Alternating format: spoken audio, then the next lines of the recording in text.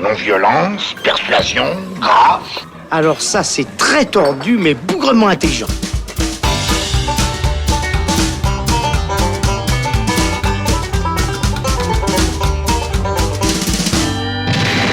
Salut les cinéphiles, bonjour, bonsoir à tous, c'est Alex. Quel plaisir de vous retrouver pour cette émission très spéciale du Saloon. Je sais, je vous dis à chaque fois que c'est spécial, mais là, croyez-moi, ça l'est vraiment parce qu'on est ensemble pendant environ 1h30 pour décrypter la filmographie de Quentin Tarantino.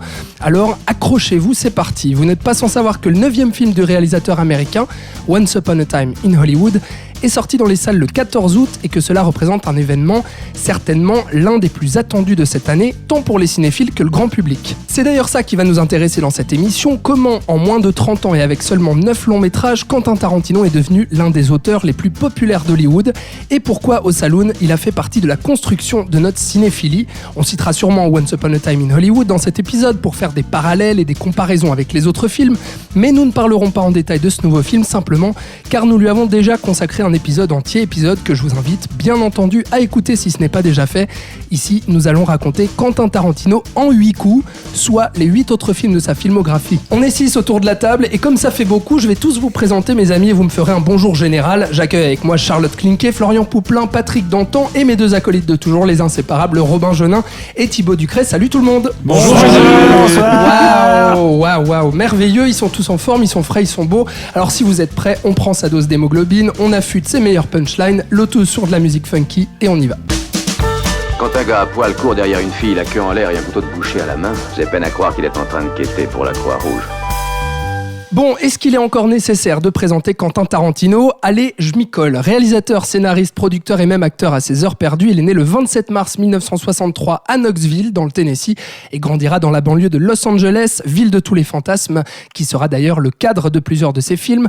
Tarantino, c'est avant tout un grand cinéphile, on serait même tenté de dire cinéphile hardcore, tant il connaît aussi bien les grands classiques hollywoodiens, les films de la blaxploitation, les films de kung-fu, les séries B ou encore la nouvelle vague française, ce qui lui vaut sa place de conseiller au Video Archives, l'une des plus grandes boutiques de location de VHS de LA. Dans les années 80, il signe ses premiers scripts, amateurs d'abord, puis son premier scénario à Hollywood, True Romance, qu'il confiera au réalisateur Tony Scott, avant de réaliser lui-même son premier film Reservoir Dogs en 1992, qui posera les bases du cinéma de Quentin Tarantino, un cinéma ultra cinéphile donc, gorgé de références à tout va, notamment au cinéma d'exploitation et au western spaghetti, une appropriation de la pop culture, des goûts musicaux irréprochables, une violence exacerbée, des situations ironique, une esthétique propre, une narration post-moderne non linéaire et surtout des dialogues ciselés qui font mouche, dont les punchlines restent encore dans les mémoires. C'est tout ça qui fait que l'on aime Tarantino. Et je me tourne maintenant vers vous, les amis, puisque avant d'aborder les films un par un, donc de Tarantino réalisateur, j'aimerais que vous me disiez quel est votre rapport personnel avec Tarantino, quand est-ce que vous l'avez découvert, pourquoi vous aimez son cinéma et en quoi il vous a marqué. Qui veut commencer ? Thibaut ? Je crois que ça va être toi, comme d'habitude. Thibaut, Tarantino pour toi.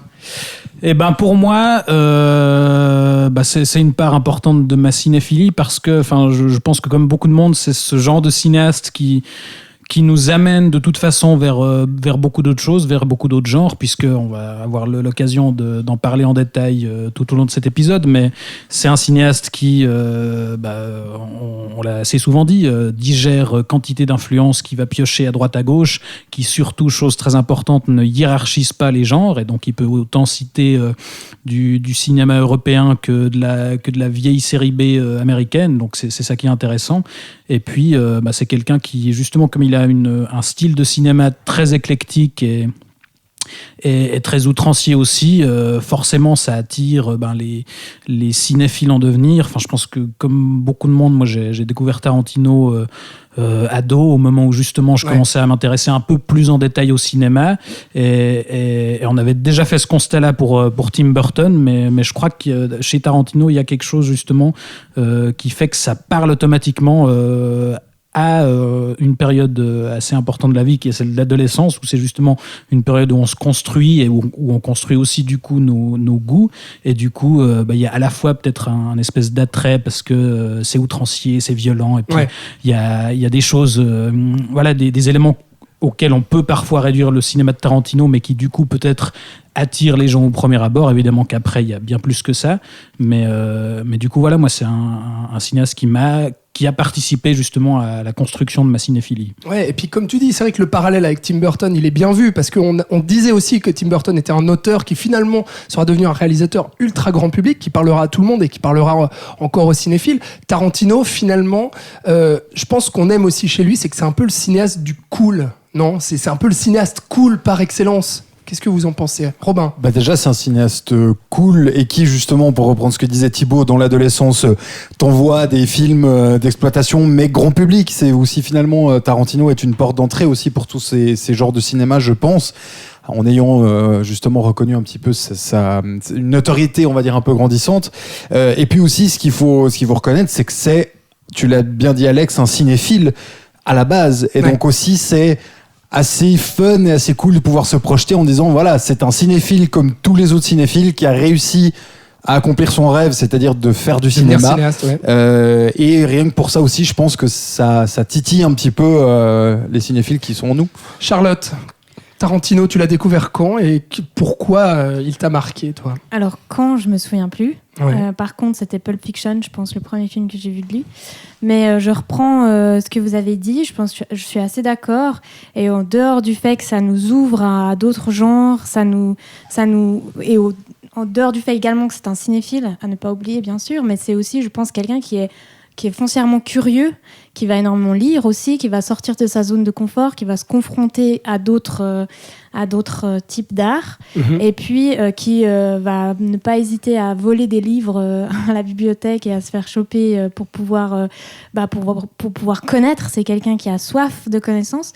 Et puis, en dehors de ça, et je pense que c'est là aussi la grande différence avec Tim Burton, qui crée un univers fantastique, Tarantino, dans son univers décalé, nous fait voir quand même l'histoire, une certaine histoire, une mémoire, donc une mémoire cinéphilique, mais une mémoire historique aussi. Donc je pense que c'est aussi de ce fait qu'il parle à beaucoup de gens, c'est qu'il arrive à juxtaposer différents univers et du coup à finalement nous rendre des œuvres cool mais réfléchies.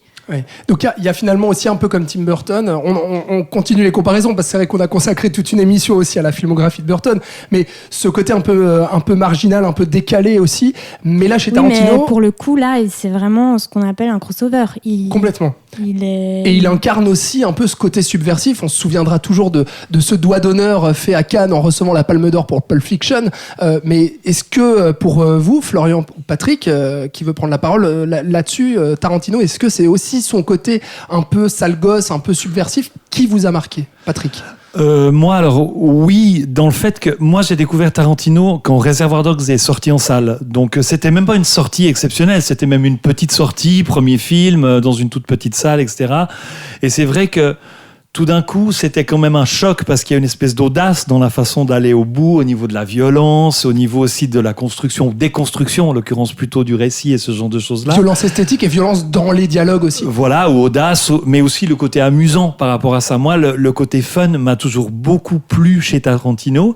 Il y a aussi le fait...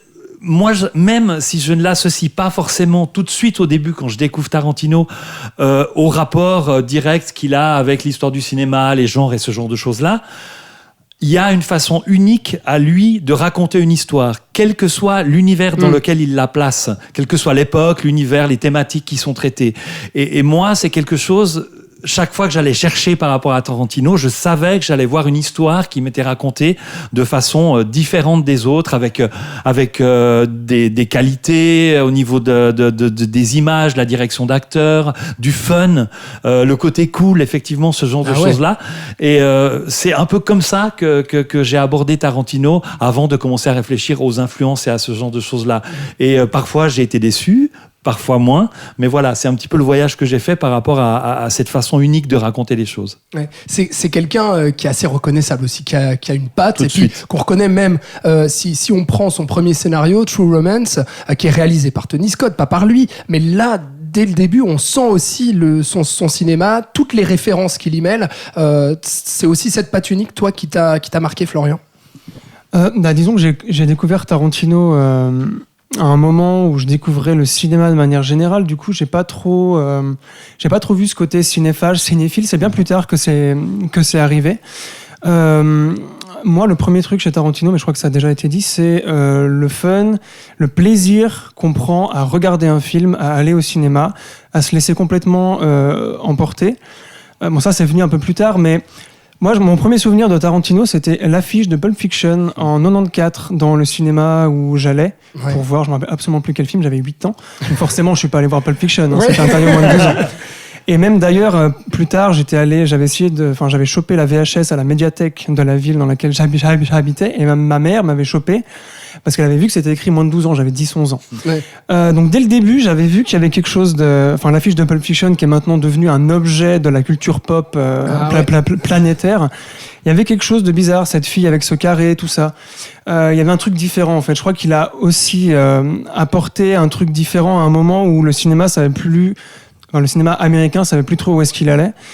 Mais ce côté de plaisir, Tarantino pour moi n'a pas fait de grands films, comme par exemple j'ai pu découvrir après non mais par exemple c'est pas des films qui ont changé ma vie. Je veux dire philosophiquement, pour toi, d'accord. C'est pas un Kubrick, c'est pas un Pasolini, c'est pas un Tarkovsky. Mais il fait ce qu'il fait et il connaît très bien le cinéma et il sait en jouer. Et on se sent en fait à côté de lui quand on voit un film. C'est-à-dire qu'il nous prend pas jamais de haut. C'est jamais un cinéma qui prend de haut, qu'il essaye de t'expliquer des trucs. Et d'autant plus, comme nous tous ici, vu qu'on est cinéphiles, au bout d'un moment, moi, j'étais vraiment, mais putain, ouais, ce gars a commencé comme moi à mater des films, puis il s'est dit qu'il allait faire un script, et puis il est jamais sorti de ça, en fait. C'est d'ailleurs pour ça aussi qu'on le critique beaucoup pour le côté assez enfantin ou adolescent qu'il a. C'est un cinéma assez régressif, mais d'un point de vue positif. Et moi, c'est pour ça que je l'ai toujours suivi. D'autant plus que je rejoins ce que disait Patrick sur le fait que c'est un auteur aussi. Certes, il a vu plein de films, il fait des références, mais elles ne sont jamais inutiles, c'est jamais du genre name drop tout dépend gratuitement. des films, du coup. Voilà, mais on parlera pas encore. Voilà. Mais c'est toujours pour amener quelque chose de nouveau. Et moi, ce que j'aime aussi bien, c'est qu'il assume complètement ce qu'il fait, qu'il a toujours assumé, qu'il s'est jamais excusé, qu'il y a une espèce d'entièreté et de cohérence dans le personnage et dans ses films. Et ça fait du bien. Et Tarantino, enfin voilà, c'est vraiment c'est quelqu'un comme nous qui a fait des films en fait. Et ça fait du bien en fait. Même si ça m'a pas révolutionné ma vie, quand je vois un de ces films, je me sens en famille, à l'aise, confort, quoi. Donc en fait, c'est exactement ça. C'est-à-dire qu'en tant qu'adolescent, et puis du coup, c'est aussi pour ça qu'il marche auprès du grand public, c'est ce côté où on s'identifie à ce mec-là, où on se dit, bah ouais, finalement, il est un peu comme nous. C'est surtout que finalement, il se fait on aura l'occasion d'en reparler, mais il se fait des délires. C'est vraiment, ces films sont des délires fun que lui a, et donc il a envie de faire un Shambhala, il a envie de faire un western, il a envie de faire un truc, et dans la majorité des films, on aura l'occasion de revenir, il arrive à nous prendre avec dans son délire, à nous amener dans son monde complètement absurde, et nous dire, bah voilà, moi je me suis marré à faire Kill Bill, marre-toi à le regarder, t'auras du fun. Ouais, parce que c'est généreux, quoi, son cinéma finalement. Moi, quand j'ai découvert la nouvelle vague française un petit peu plus tard, quand j'étais un peu plus mûr, ça m'a fait le même effet, en fait, c'est exactement ce que tu dis, de liberté qu'il a, et qu'il ose aller n'importe où il veut. Bon, grâce à la Palme d'Or qu'il a eu, je pense aussi, ça lui a ouvert, il pouvait faire ce qu'il voulait super tôt dans sa carrière. Ouais. Et ce truc de liberté, de putain, il a fait ça, j'y aurais pas pensé. Enfin, tu vois. Non, et ça, il y a très peu de metteurs en scène comme ça. Moi, ce qui m'a marqué, parce que comme vous, je pense que j'ai découvert assez adolescent Tarantino avec Pulp Fiction. Je me souviens, quand j'avais vu ce film, je m'étais dit, mais c'est un ovni, quoi. J'étais vraiment, je pouvais même pas me qualifier de cinéphile à l'époque. Et puis tous mes potes mataient ce film-là. Ils m'ont dit, regarde, c'est cool, c'est un bon délire, c'est fun et tout. Et en fait, je pense que Pulp Fiction est comme la suite des films de Tarantino. En fait, nous ouvre la voie. Finalement, avec toutes les références qu'il donne, nous ouvre la voie à d'autres cinémas, en fait. Finalement, au cinéma asiatique, à la nouvelle vague française, comme on l'a dit, au western, et à tout ça que, à l'époque, je ne connaissais absolument pas, quand j'avais peut-être 12-13 ans, et que j'ai maté ça, je me suis dit, ouais, en fait, ça donne envie, finalement, d'explorer d'autres cinémas. C'est ça que, comme le disait Florian tout à l'heure, finalement, il y a énormément de références, mais qui digèrent vraiment, il arrive à former un tout cohérent avec ça, et par rapport à ce que tu dis. Enfin, tu l'as précisé tout à l'heure, il a démarré en bossant dans un vidéoclub, chez Video Archives, où là c'était justement l'employé passionné qui conseillait des films sortis de nulle part à tout n'importe qui, avec une vraie sincérité, avec une vraie passion. Puis finalement, c'est ça qui fait encore à travers ses films, c'est que il va chercher des trucs un petit peu obscurs et les mélanger avec des grands classiques, et puis et ça amène les gens justement vers des formes de cinéma différentes ou qu'ils ne connaissent pas. Charlotte. Non, je voulais juste dire que tous ces films qu'il louait, sur lesquels il parlait, qu'il conseillait, il les a tous rachetés quand le vidéoclub l'a fermé. Donc les 8000 VHS et DVD, il les a chez lui. Il doit avoir une grande baraque. Il a une très grande Voilà ce qu'on peut dire un peu du cinéma de Tarantino. Sans plus attendre, je vous propose qu'on passe à ces 8 films, qu'on décrypte un à un, dans l'ordre chronologique. Du coup, on pourrait démarrer... on veut démarrer par Reservoir Dogs, son premier film donc sorti en 1992, qui décrit une bande de truands et les événements qui surviennent avant et après un braquage un peu foiré, et finalement où on apprend qu'il y a une taupe dans cette bande de truands. Au niveau de la production de ce film, Tarantino l'avait gratté sur papier quand il bossait justement dans ce Video Archives. C'était très amateur, et puis il pensait pas en fait en faire un film hollywoodien avec un certain budget. Il pensait que ce serait juste un truc fait entre potes, jusqu'à ce que Harvey Keitel, l'acteur, tombe en fait sur le script et puis se dise non mais moi je vais te filer de la thune et puis je vais produire ton film, je vais même jouer dedans, je vais incarner le personnage principal. C'est un petit peu comme ça que ça s'est passé, Thibaut. Ouais, de base en fait il pensait carrément tourner le film avec ses collègues du vidéoclub en 16 mm et voilà, faire un truc qui aurait ressemblé dans l'idée à son vrai tout premier film qui est My Best Friend's Birthday, qui est un truc qui est assez difficile à voir aujourd'hui parce qu'il n'est pas fini, parce qu'il est pas fini et parce que le film a été à moitié brûlé, donc voilà, au final ça compte pas vraiment, on dira, mais finalement comme tu l'as dit, par le biais d'un producteur qui s'appelle Lawrence Bender et avec qui Tarantino était devenu pote, qui a refilé le scénario effectivement à Harvey Keitel, qui est tombé fou amoureux de ce truc. On le comprend. A dit, je veux jouer dans ce truc, et grâce à cette rencontre-là, effectivement il a pu monter un vrai premier film, et un vrai premier film qui dès le départ pose justement son style assez particulier, et d'emblée avec une narration comme on l'a dit déjà déstructurée, c'est-à-dire que c'est quand même un film de braquage où on ne voit pas le braquage. Disons qu'on commence effectivement par une scène de dialogue où on voit toute la bande qui discute du braquage, et la scène d'après en fait on est directement dans l'après-événement où Mr. Orange baigne dans son sang à l'arrière de la voiture, et tout se passe principalement en fait dans un hangar après le braquage, et déjà là justement on a un film qui est blindé de références de films de gangsters et autres, mais qui arrive à en faire quelque chose de neuf. Et complètement. Et puis au casting, du coup, il arrive à ramener avec lui, en plus d'Harvey Keitel, Tim Roth, qui incarne Mr. Orange, Michael Madsen, qu'on retrouvera aussi dans plusieurs films, et Steve Buscemi, entre autres. Et Tarantino, lui aussi, incarnera l'un des braqueurs, Mr. Brown. Voilà, là, je pense qu'avec Reservoir Dogs, on pose en fait tout le cinéma de Tarantino dès le début. C'est assez hallucinant en le revoyant aussi, parce qu'on a les dialogues stylisés, on a cette narration, comme tu as dit, non linéaire, les références à la culture populaire, et surtout cette violence exacerbée. Et moi, je me rappellerai toujours de cette scène de torture avec... c'est Mr. Blonde, je crois, Michael Madsen, c'est ça, qui va torturer un gars. Et en fait... Dès cet instant-là, je me suis dit, ok, là, c'est Tarantino. Pourquoi ? Parce qu'il joue avec le spectateur. C'est-à-dire qu'à la fois, il nous présente un truc violent, mais il nous présente un truc cool et fun, où en fait, au début, on voit des tripes, etc. dans la voiture, mais on va se marrer.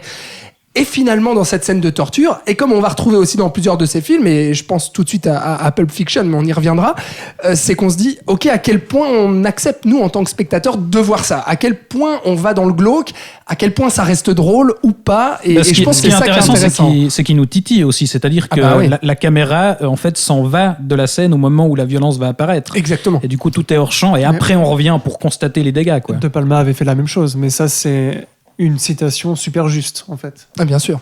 Patrick. Personnellement, moi, j'ai revu Reservoir Dogs, je l'avais vu à l'époque, et j'en gardais pas un souvenir d'une telle personnalité dans la façon dont c'était réalisé, mais en le revoyant, c'est vrai que j'étais très impressionné par, effectivement, le fait que tout Tarantino est déjà concentré un petit peu là-dedans. Dans son premier par film, rapport à la violence et à cette scène de la torture, je trouve par contre que c'est peut-être la scène la plus violente et la plus peut-être difficile à subir de la part du spectateur. Je trouve Ouais. qu'elle est quand même, elle a pas encore tout ce ton ironique ou excessif, enfin excessif d'une certaine manière, mais dans la violence, mais cette espèce de distance qu'on va retrouver dans les scènes de violence plus tard. Et voilà, j'étais là, waouh, quand même, quoi. Ouais. Quand même si la violence est hors champ, je trouve qu'elle reste assez difficile à supporter. Ça a de la gueule, Charlotte. Difficile à supporter, mais par contre, ce qu'on trouve directement, c'est aussi l'impossibilité du spectateur à s'identifier dans l'un de ces personnages. Oui. Tant ils sont tout le temps changeants dans leur façon d'être, dans leur façon de réfléchir, dans leur façon de se situer aussi les uns par rapport aux autres. Donc je trouve assez fort d'envoyer un spectateur dans ce monde-là et en fait de ne lui proposer aucun personnage dans lequel se projeter. Et tu disais en introduction, Tarantino c'est un réalisateur dans lequel on s'identifie et je pense que c'est là où il est très fort, c'est qu'on s'identifie À lui. dans le réalisateur, Ouais. on s'attache au réalisateur et les films sont des supports sur lesquels, enfin, qui sont des objets en fait.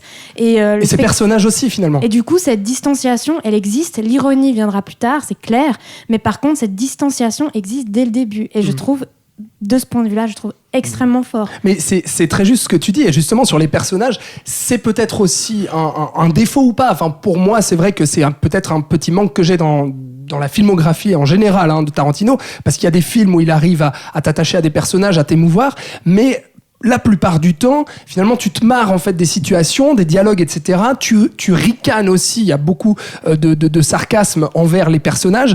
Et finalement, tu ressens assez peu d'empathie et d'attachement, je trouve, globalement. Je trouve que ça au dépend personnage. pas mal d'un film à Bah, l'autre, c'est ça, quoi, c'est ça. au fil de choses. À travers son travail aussi sur les portraits de femmes, Ah bah, il y a quelque complètement. chose qui va rendre les personnages, on sent qu'il y a un vrai attachement à ces femmes, une volonté de les défendre aussi ou de les positionner dans le monde, dans les choses. Voilà, il n'hésite pas d'un autre côté à les supprimer aussi ou à montrer aussi leur cruauté. Mais il y a quelques personnages féminins qui sont très attachants, je trouve. Bien sûr, bien sûr. Et là, oui, Mais Florian, je crois tu que voulais rajouter en quelque fait, chose. c'est tout simplement pas son propos principal. Je crois pas qu'il veuille faire du film émotionnel, en fait. Non, mais ça, c'est C'est clair. pas du tout ce qui le fait kiffer. Là Il le encore, fait ça dépend du projet. Enfin, Ça il y a, dépend du il y a des projet. films qui sont clairement très émouvants et où il y a des vrais personnages touchants. Il réussit, mais des fois, j'ai l'impression c'est pas non plus son propos principal. Jackie Brown, c'est pas son propos principal, mais ça marche quand même. Moi, ce que je voulais dire sur Reservoir Dogs, que je me suis pas encore exprimé, c'était que ce que moi j'ai trouvé assez fou, parce que je l'ai découvert un peu après, j'avais vu Pulp Fiction, Jackie Brown, et après j'ai vu Reservoir Dogs, c'est tout simplement qu'on voit la face cachée de tous ces films de genre, en l'occurrence ces films de gangsters qui va déstructurer dans ces deux premiers films. Ce que Scorsese s'est bien fait chier à mystifier tout ça, plus ou moins bien, et Tarantino lui arrive C'est pas pour rien qu'il encore prend une Harvey fois. Keitel aussi, tu vois. Voilà, mais complètement. Avec un seul film où ce que moi j'ai trouvé fascinant en le revoyant, c'est que on voit tout ce qu'on n'a jamais vu dans tous les films de gangsters que Hollywood nous a proposé depuis les années 40.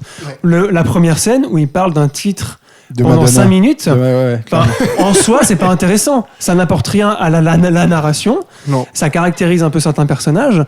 Et ce côté-là, qui va à contre-courant de tout ce qui a déjà été fait, personne ou presque personne ne l'avait fait avant lui. Et je crois même que, en repensant au Soprano maintenant, je crois même que ça a influencé ce courant de montrer et de cette mode depuis le début des années 90, depuis lui, ou peut-être qu'il y a des films avant, je sais pas, il faut que je me renseigne mieux, on a épuisé tout ce qu'il y avait à montrer dans la glorification des gangsters ou du kung-fu ou de tout ce que tu veux. Maintenant, on veut voir autre chose, en fait. Et Reservoir Dogs est une pierre angulaire de ça, je trouve. Robin. Mais il y a aussi quelque chose qui parsème absolument toute la filmographie de Tarantino et dont on va reparler forcément, c'est son rapport entre la fiction et la réalité. C'est-à-dire qu'il a toujours entrechoqué les deux mondes, la réalité, la fiction qui débarque dans la réalité, qui change quelque chose, ou l'inverse. Et là, typiquement, cette idée de scène d'ouverture où il parle pendant 5 minutes d'un titre de Madonna, alors que c'est les pires gangsters de la ville qui vont aller faire un casse à plusieurs millions de dollars, ça fait aussi partie de cette image quand même de Tarantino on va mêler la fiction au réel, on va changer un petit peu, on va montrer le côté un peu sous-exploité des gangsters, comment ça se passe après, quand il y en a un qui a balancé les autres, comment on va se répartir les diamants, etc. Et je pense que c'est ça qui marche dans le cinéma de Tarantino. Et il y a aussi le traître, forcément, qui est là. Il y a aussi un traitement père-fils entre Mr. White et Mr. Orange qui se crée, qui est très lié aussi à l'histoire de vie de Tarantino, avec la séparation avec son père, dont il parlera dans True Romance, dans Reservoir Dogs et puis dans d'autres films. Enfin, c'est vrai que Reservoir Dogs pose déjà les bases de son cinéma, qui sera confirmé ensuite en 1994 avec Pulp Fiction, qui là, je pense qu'on a son film somme, si j'ose dire. Charlotte, tu vas me dire si tu es d'accord avec ce que je dis là, mais pour moi, c'est vrai que Pulp Fiction, ça rassemble finalement tout ce qu'on a vu chez Tarantino dans tous ses autres films. S'il y avait un film peut-être à conseiller à quelqu'un qui ne le connaît pas encore, ce serait celui-là. Ou pas. Oui. Non, je pense d'un point de vue chronologique aussi, pour respecter la linéarité du travail de Tarantino, parce que je pense que dans chaque film, il améliore quelque chose qu'il avait posé avant, et puis il apporte des nouveaux principes ou des nouveaux essais en quelque sorte. Puis vous parlez de cette scène de discussion au début de Reservoir Dogs autour du titre de Madonna, avec cette caméra qui tourne autour des gangsters. Je pense qu'il y a aussi tout un rapport à faire et qui va traverser l'œuvre de Tarantino, c'est le rapport entre la violence et la parole. Les personnages de Tarantino sont des personnages qui parlent énormément.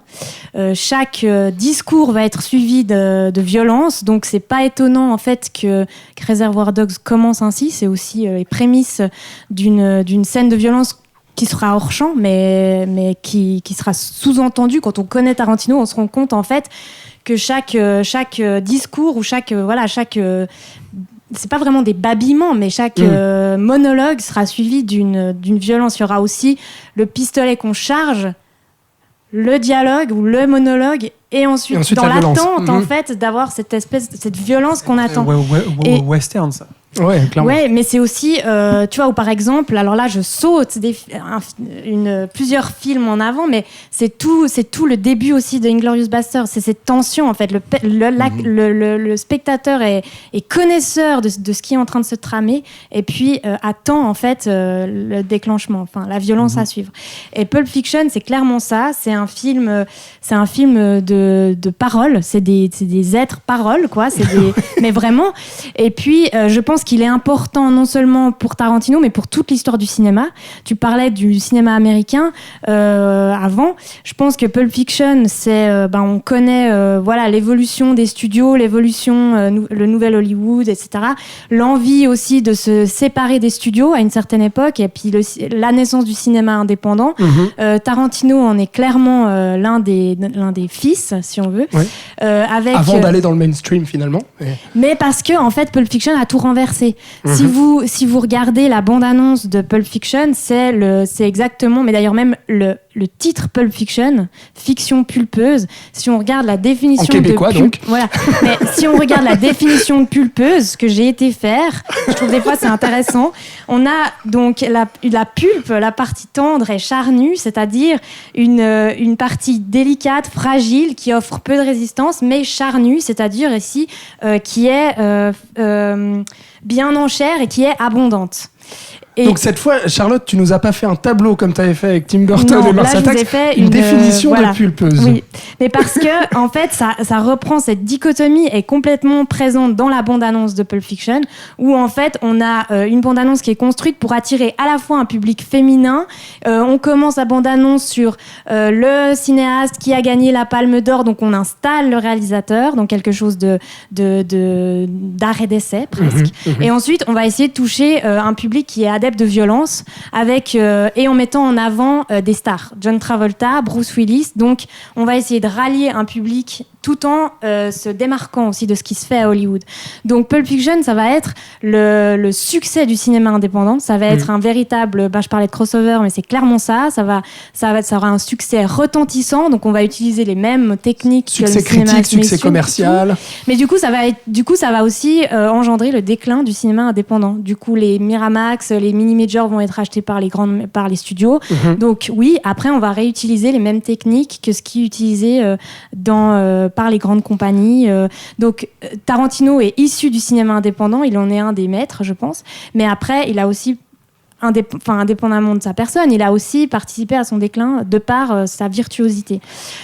Tu veux... Non, et puis tu l'as dit, Palme d'Or, donc à Cannes, hué d'ailleurs, avec Tarantino qui fait le fuck, du coup. Comme la Dolce Vita, Fellini. Voilà. Et puis cette nomination aux Oscars quand même, il remporte le prix du scénario, donc c'est là où tu dis que finalement, ça y est, c'est parti, là c'est le succès total pour Pulp Fiction. Ce film à sketch, quelque part, avec 3 temporalités différentes, et puis 3 histoires qu'on va suivre. Bruce Willis d'un côté... Mais toutes reliées, c'est une espèce de voilà, c'est un film entre gros guillemets choral, avec une discussion, enfin une narration non linéaire. Et puis pour aujourd'hui, j'ai lu un texte de Pascal Benitzer qui parle de bande de Möbius, et je suis assez d'accord avec lui parce qu'au final c'est ça, c'est une bande en fait qui n'a ni arrière ni avant, si je puis dire, ni début ni fin, quelque chose qui tourne. Parce que le film commence en fait avec 2 personnages, se termine avec ces 2 personnages, mais se termine pas avec les mêmes dialogues. Si on est attentif, en fait, c'est pas vraiment la même scène. C'est comme si on avait 2 temporalités différentes. Donc, encore une fois, on parlait de Tarantino comme un réalisateur fun. Je suis tout à fait d'accord, mais c'est un réalisateur qui réfléchit. Tu l'as dit tout à l'heure, Florian, c'est pas juste un name drop, quoi. C'est réfléchi, c'est construit. Et puis l'utilisation. Oui, pardon, non, Phil, je te laisse finir. Mais je voulais juste aussi parler des personnages qui sont dans ce film. Donc c'est là où j'allais t'emmener. Voilà, magnifique. Parfait. Magnifique. Donc on Vous êtes quelle rencontre de cerveau, c'est formidable. Et donc je vais faire un petit lien avec Reservoir Dogs, parce qu'on a donc John Travolta, je l'ai déjà dit, qui joue Vincent Vega, qui est en fait le frère de Vic Vega, qui joue dans Reservoir Dogs, Michael Madsen. Voilà. Ensuite, on a Samuel L. Jackson, qu'on verra souvent, qui joue première Jules collaboration Winfield. entre les deux, du coup, Exactement. avec Tarantino. Bruce Willis, Butch Coolidge, qui joue un boxeur. Uma Thurman, Mia Wallace, Ving Rhames, Marcellus Wallace, Hervé Kettel, qu'on retrouve après Reservoir Dogs. Désolée pour mon accent français. Tim Roth, Amanda Plummer, Maria de Medeiros et Eric Stoltz. Donc tous ces personnages, et je vous ai fait la petite définition du titre de Pulp Fiction. Je ne pouvais pas faire une petite recherche au niveau des noms de famille utilisés par Quentin Tarantino, et c'est intéressant parce que on a Vincent Vega. Vega, qu'est-ce que c'est une étoile qui brille. Vincent Vega joue un homme un peu lunaire, maladroit, peu loquace. C'est lui qui tuera Marvin par erreur, la scène ultra connue de Pulp Fiction. Dans la bagnole, donc Travolta qui le bute. Voilà, qui tue. Justement, suite à une espèce de monologue, de discussion où la parole, en fait, déborde complètement. Et déborde sur quoi ? Sur un homicide involontaire. Et complètement inattendu, d'ailleurs. Complètement inattendu.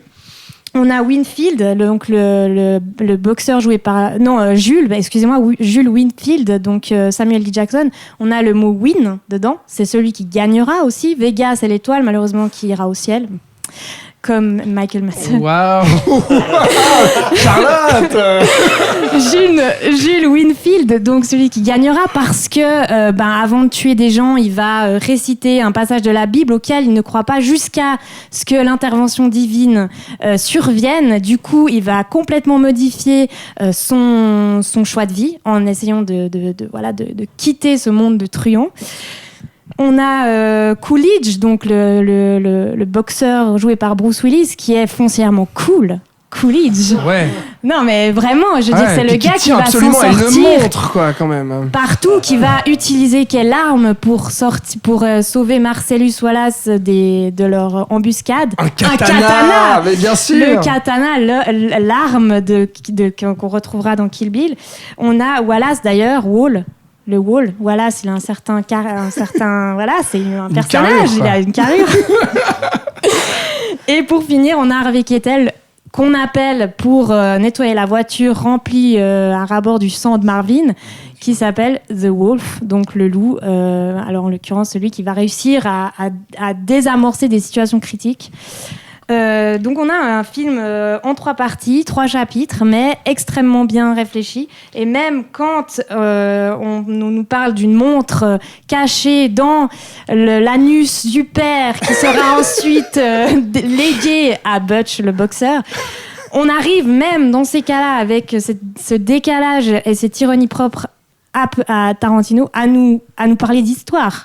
Ouais. C'est quand même beau. C'est vrai, c'est magnifique. Quelle magnifique analyse des noms donc et des prénoms dans le cinéma de Tarantino. Et j'ai pas que ça. Dans Pulp Fiction. Oula, t'en as Et plein d'autres. juste- On a qu'1h30, Charlotte. Ouais. Hein, je t'avais prévenu. Hein, on a qu'1h30. Il va falloir pour parler aller d'autres encore films. plus loin avec Florian. Jim Winfield, quand on sait que le field dans le baseball et dans le football américain, c'est le terrain.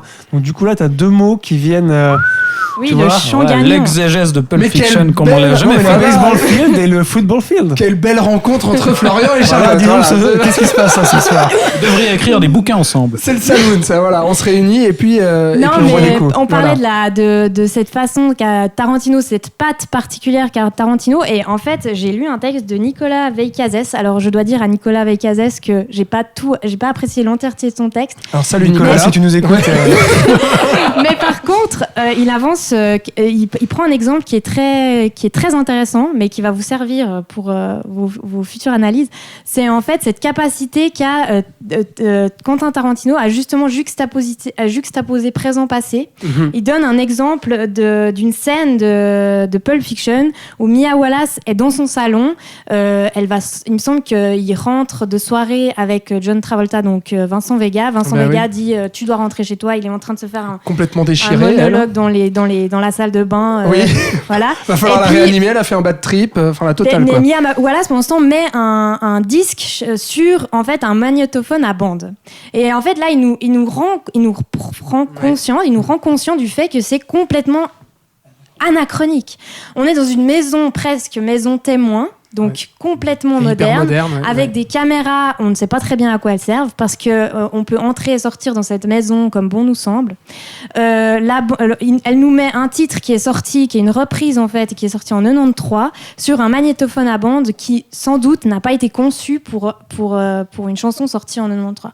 Donc en fait, on a un espèce de mélange comme ça avec le présent-passé qui est absolument pas cohérente.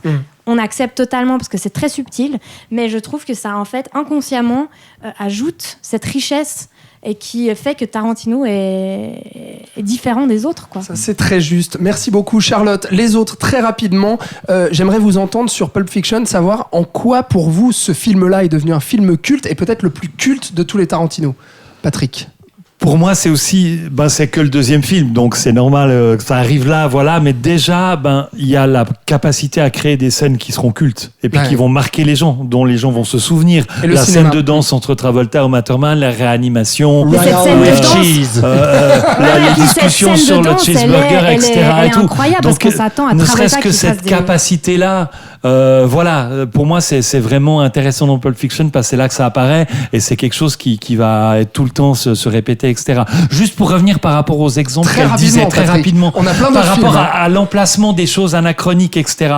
Il y a peut-être quelque chose du travail sur le temps qui est indéniable chez Tarantino, mais je pense que peut-être il y a aussi juste le plaisir de dire ah ouais, moi j'aime bien les vieux enregistreurs à bande et j'en mets un là. Bah Ça oui. n'a rien à voir, mais c'est pas grave parce qu'en fait le réalisme n'est pas là du tout. Enfin, il y a Exactement. quelque chose qui est hors de tout ça. Mais ça brouille vachement. Mais ça brouille, effectivement. C'est très juste. Les autres, un tout petit mot ou bien est-ce qu'on peut passer à la suite ? Non, on passe à C'est la très suite. fun, voilà. C'est très super, merci Romain.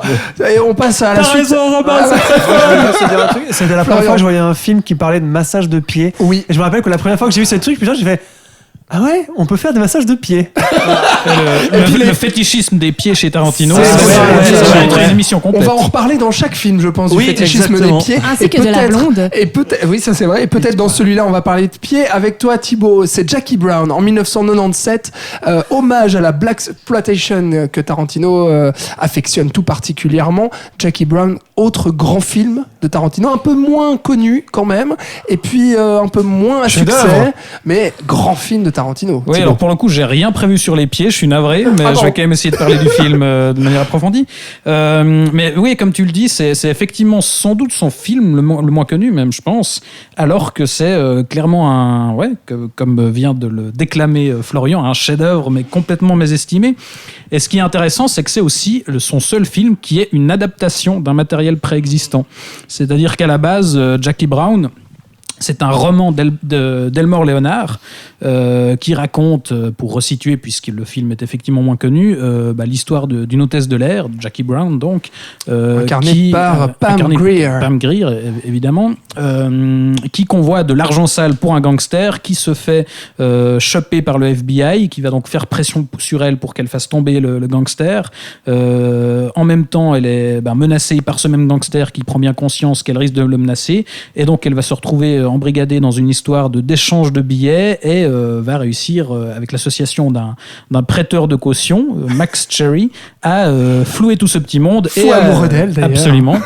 Et voilà, entuber tout le monde et à s'en sortir malgré tout. Et ce qui est intéressant, c'est que donc c'est une adaptation, contrairement à tous les autres films de Tarantino, c'est pas un scénario original, mais il va vraiment se réapproprier complètement l'œuvre de base, puisque dans le roman d'Elmore Leonard, l'héroïne s'appelle Jackie Burke, elle est blanche aux cheveux châtains, et donc là il en fait une femme noire qui va faire incarner par Pam Grier, et c'est pas pour rien, parce que justement, comme tu l'as annoncé avec ce film, il rend hommage à un genre emblématique du cinéma américain qui est la blaxploitation, qui est donc un genre qui a surtout existé dans les années 70 et qui mettait en vedette, qui remettait en avant des personnages noirs et la culture afro-américaine. Et donc Pam Grier était une des figures de ce cinéma-là. Elle a joué notamment dans Foxy Brown, donc là on a évidemment le changement du nom qui vient aussi faire un clin d'œil à ça. Et donc il va aller chercher non seulement cette actrice, mais aussi, comme dans beaucoup de ses films, il va rechercher des vieilles stars complètement has-been, dont Robert Forster, qui joue justement ce prêteur de caution, qui avait tourné jusque-là principalement dans des séries Z, et qui tout d'un coup, avec ce film, se chope une nomination à l'Oscar, quoi. Donc c'est ça qui est intéressant aussi. On aura l'occasion d'en reparler sur d'autres films, mais il va vraiment chercher les acteurs qui l'ont fait rêver dans ces films qu'il a pu voir dans les vidéoclubs. Et de les prendre à contre-emploi. À contre-emploi, oui. Robert De Niro, quand même. Robert De Niro, j'y arrive, parce qu'il va évidemment chercher Robert De Niro, mais alors là, pour lui faire incarner un rôle, mais qui va à l'encontre de tout ce qu'on a pu voir jusqu'à présent, puisque là, c'est pas du tout le gangster flamboyant des Scorsese. Là, c'est un petit braqueur qui sort de prison, qui est complètement amorphe, et qui, du début à la fin du film, est absolument inexpressif et n'a aucune volonté. Enfin, il attend même qu'on lui dise de s'asseoir, quoi. Et jusqu'à la fin, il subit. Ou qu'on lui propose de baiser. Voilà, aussi. Exactement. Il y a tout. Ouais, pourquoi pas, voilà. Et jusqu'à la fin, où là, il va exploser. Et je ne grillerai rien pour ceux qui n'ont pas vu le film, mais il y a la dernière scène entre lui et Bridget Fonda est assez géniale. Ça fait tellement du bien, cette scène. Mais là, c'est tout le talent d'écriture de Tarantino. Et justement, moi, ce que je trouve intéressant aussi dans ce film, c'est que, contrairement déjà à ses deux précédents films, là, on n'a pas du tout de narration éclatée. On a un récit très linéaire, sauf le final, cet échange de billets dans le centre commercial qui est le gros morceau de bravoure du film, où en fait on va avoir des retours en arrière pour revoir la scène sous 3 angles différents. En fait, là on a une pure scène de suspense à la De Palma qui gère très très bien. D'ailleurs, il utilise pas mal de plans séquences dans cette scène. Mais pour le coup, dans le reste du film, on a toujours le brio de l'écriture de Tarantino. C'est ça, ce film, c'est vraiment l'écriture de Tarantino. C'est un film extrêmement bien écrit, et jusque dans les personnages, parce que je trouve vraiment que c'est un des plus touchants au niveau des personnages. Ouais. Jackie Brown, c'est clairement l'un de ses plus beaux personnages. Pam Grier, elle trouve avec ça le rôle de sa vie.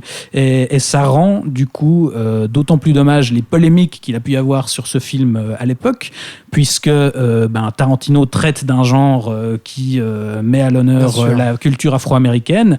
Et comme ce sera plus tard le cas pour Django, on aura aussi l'occasion d'en reparler, mais il s'est chopé une volée de bois vert parce que un cinéaste blanc qui s'approprie la culture afro-américaine et la blaxploitation, et Spike Lee, comme plus tard pour Django, s'est fait un malin plaisir de lui chier dessus et de lui faire comprendre qu'il n'avait pas le droit d'utiliser ça et de surexploiter comme il le fait le mot nigger à toutes les sauces. Ouais. Alors que on peut en discuter des heures de ça, et notamment on peut évidemment discuter des propos de Tarantino qui affirme avoir le sentiment d'être un ancien esclave noir dans une ancienne vie. Alors oui, il est évidemment, parce qu'il l'a dit ça, effectivement. Oui, je sais, oui. Et on peut discuter tout ce qu'on veut, mais malgré tout, si on prend le film en tant que tel, moi j'aimerais qu'on m'explique en quoi c'est pas un très bel hommage à la blaxploitation, en quoi on sent l'amour de ce genre vraiment dans ce film. Il est jamais cynique. Et malgré tout, si on veut vraiment aller dans le détail, il y a aussi un discours en filigrane sur le racisme, sur la situation des Afro-Américains, et qui est à la fois très juste et je trouve jamais sans lourdeur ni manichéisme. C'est-à-dire dès le départ, on a ces deux flics blancs qui arrêtent cette femme noire et qui essaye d'exercer une pression sur elle, et elle va réussir à parcourir le film justement.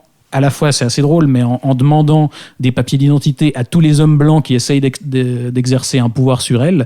Et on a justement cette relation avec le personnage de Robert Forster aussi, qui incarne toute la subtilité de ce discours-là dans Jackie Brown, vraiment, où il va y avoir cette romance très douce, très posée, où ils vont échanger à travers la musique. Elle va lui faire découvrir les Delphonics.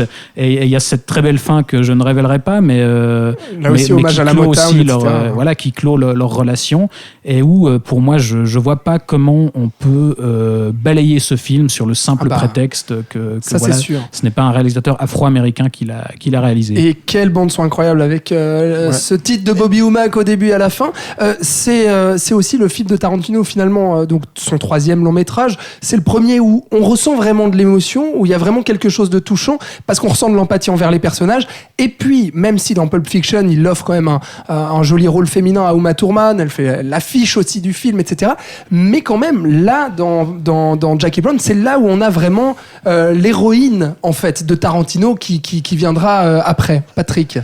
Oui, en fait, on sent que c'est une grande déclaration d'amour à Pam Grier, c'est clair. Il faut savoir qu'on en parle déjà d'elle dans Reservoir Dogs à un moment donné. Et puis, il y a ce premier plan, ce grand travelling avec la musique, etc., où tout d'un coup, il y a un personnage qui est magnifié.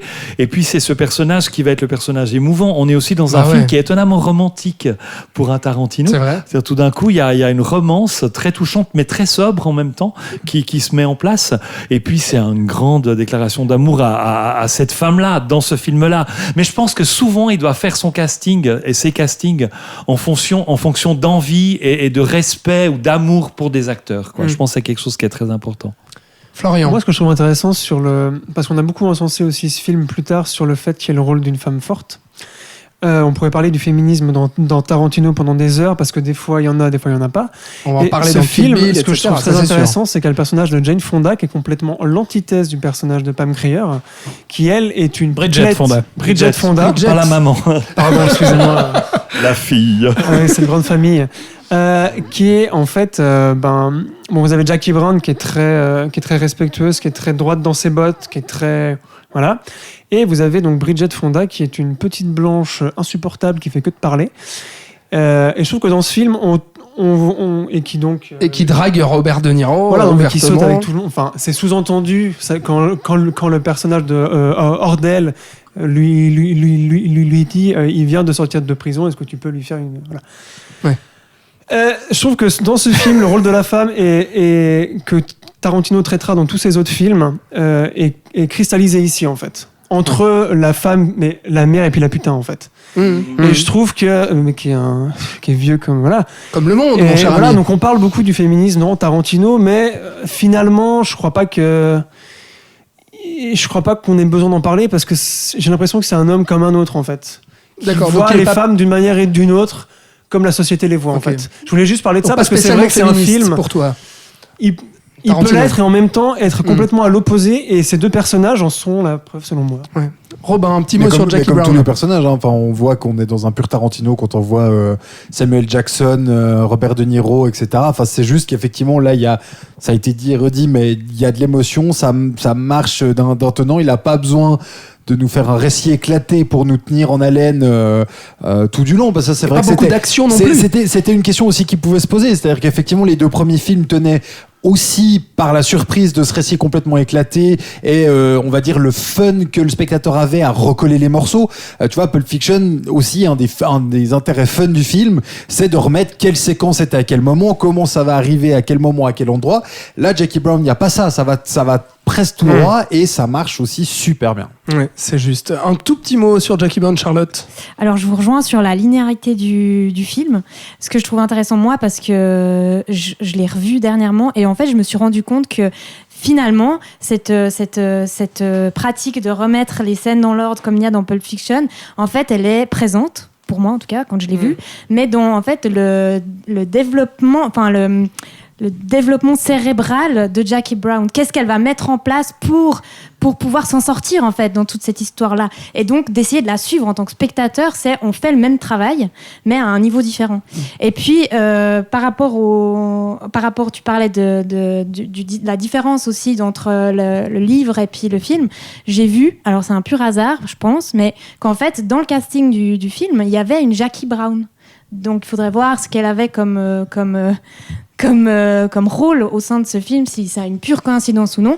Et après, je pense que c'est pas non plus pour rien que Tarantino, dans Reservoir Dogs, s'est appelé Mr. Brown. Il y a tout ce lien aussi. Ouais, c'est pas faux. Ouais, à faire. Et puis, vous parliez d'empathie pour ce... Enfin, on a un espèce de premier film émotionnel. Mais c'est aussi tout simplement parce que c'est aussi le premier film dans lequel Tarantino met en place une héroïne qui est, dans le commun, dans le cinéma, une persécutée ou une dominée. Après, il va s'intéresser aux femmes, bien sûr, mais aux juifs, qu'est-ce que j'avais mis encore, aux esclaves. Et ben voilà, on a le premier film aussi d'un héros, une héroïne en l'occurrence, qui est normalement, si on puis parler comme ça, dans le cinéma dominé. Et du coup, en parlant d'héroïne, donc il y a Jackie Brown, et puis bien entendu, le film qui suivra, qui est en 2 parties, mais qui a été pensé à la base comme un film qui finalement s'est avéré un peu trop long, donc du coup les studios ont dit on va le splitter en 2. La première partie sortira en 2003, la deuxième en 2004. Je parle bien évidemment de Kill Bill, où Tarantino redonne un rôle de Mark à Uma Thurman, qu'il avait fait tourner donc dans Pulp Fiction.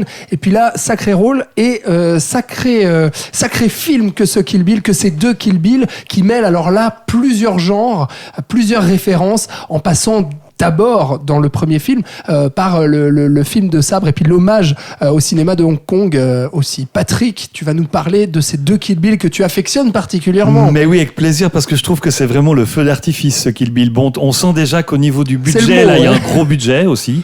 C'est aussi tout d'un coup un film qui va se tourner aux 4 coins du monde. Un petit peu, on va aller au Japon, en Chine, à différents endroits pour tourner le film. C'est son plus gros budget jusqu'à maintenant. C'est son plus gros budget. Et ouais, c'est vraiment... le feu d'artifice en termes d'idées, en termes de cinéma, en termes d'amusement, de références aussi. En termes du nombre de références et de ce genre de choses-là. Et c'est un vrai plaisir. Je l'ai revu tout dernièrement, bien entendu, pour l'émission. Ça n'a pas pris une ride. En plus, j'étais impressionné à quel point, au niveau esthétique, ça fonctionne encore parfaitement, malgré le fait qu'il y ait des effets de style quand même très forts dans le film.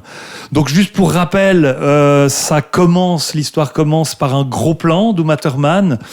On sent quelques mèches et un voile de mariée, et un coup de feu va partir sur son visage en gros plan.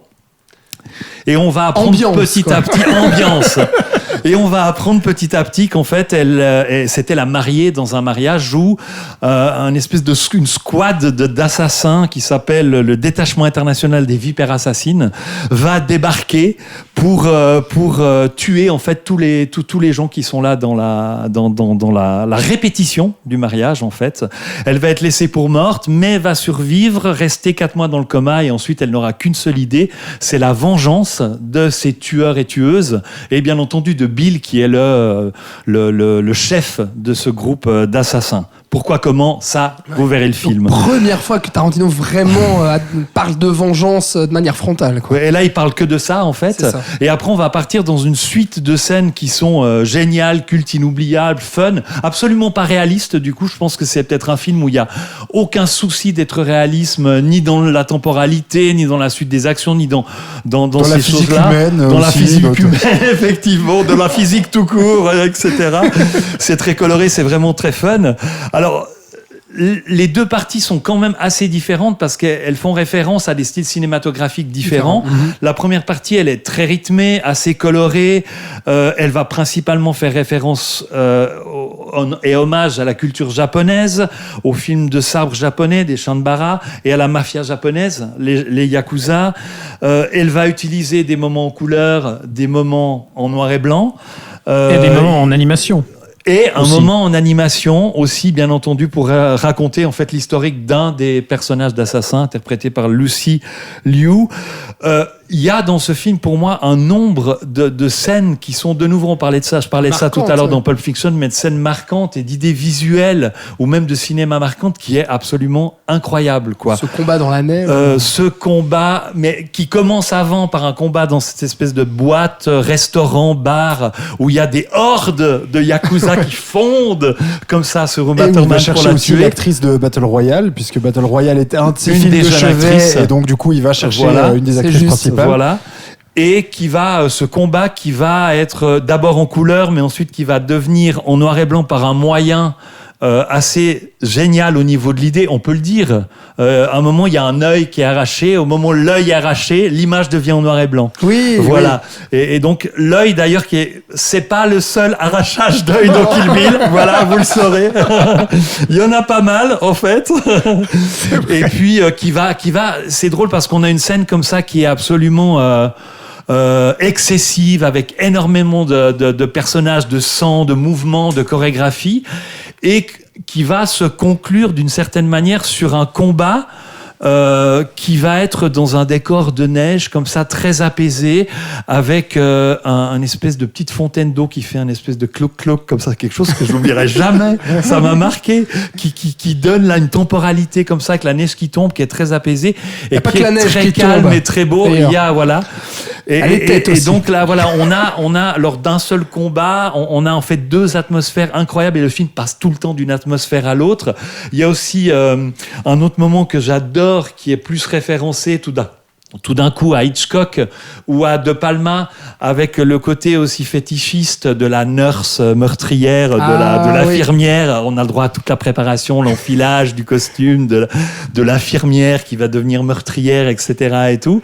Et là, c'est brillant avec une musique de Bernard Herrmann, compositeur qu'on a vu très souvent associé à Hitchcock. Donc voilà, avec un split screen tout d'un coup qui est employé aussi à ce moment-là. Voilà, donc il y a la séquence en animation. Donc pour moi, c'est vraiment la première partie, le feu d'artifice. Le feu d'artifice, ouais, Par c'est contre, le mot. dans cette première partie, on va apprendre quelque chose sur l'histoire qui, de nouveau, est très éclatée, en l'occurrence, au niveau de son déroulement.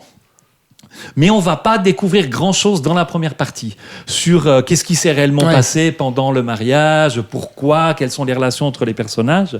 Et ça va vraiment arriver dans la deuxième partie, donc Kill Bill volume 2, qui du coup est un film qui va être plus posé par rapport à ça, qui va plus travailler sur les relations psychologiques, les relations émotionnelles entre les personnages, et surtout qui va prendre aussi le western comme référence principale. Et du coup, le western, c'est vrai qu'on est plus dans le tatin et des plans qui durent un peu, et comme ça on se regarde très longtemps, et du coup si ça prend un peu plus de temps. Le tatin, c'est voilà, vrai qu'on se représente bien le western. bien On voit le les tatin, cow-boys, là. voilà, où on marche très longtemps devant le soleil qui se couche, tu vois, et donc du coup ça imprime sur la deuxième partie un autre rythme. Il y a des gens qui ont peut dire ouais mais la deuxième partie elle est un peu chiante, etc. Je crois pas, je crois que c'est juste que tout d'un coup c'est un autre traitement qui se veut, et puis Qui est plus calme, ça c'est sûr. Hein. plus calme, ouais, Les combats suivant les sont moments. différents en fait. Hein. La Les première combats partie, sont c'est différents. vraiment un film d'action, Ouais, ce que je puis exactement. dire, au katana principalement. Puis ensuite, dans la deuxième partie, on a des coups fatals Oui. qui sont donnés. D'un coup, De manière,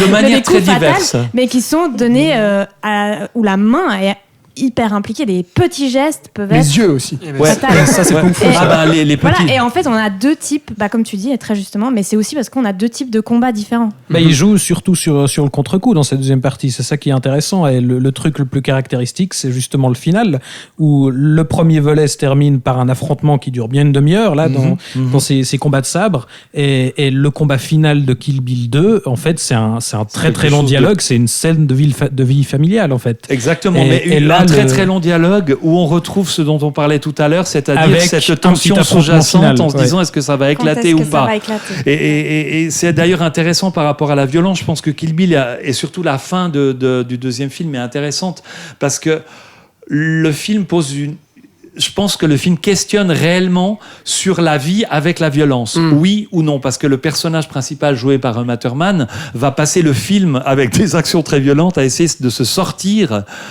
finalement d'une relation qui l'emmène dans cette violence-là. Je pense que le film, il y a une espèce de rédemption, ou en tout cas de réflexion par rapport à la violence, par rapport à un rapport plus amoureux, plus sentimental. J'ai encore un peu de la peine à savoir si, à la fin, l'image d'Épinal de la famille est quelque chose qui est traité de manière complètement ironique par Tarantino aussi, ou si y a une question vraie qui se dit, et si la violence finalement, comment se positionner par rapport à ça.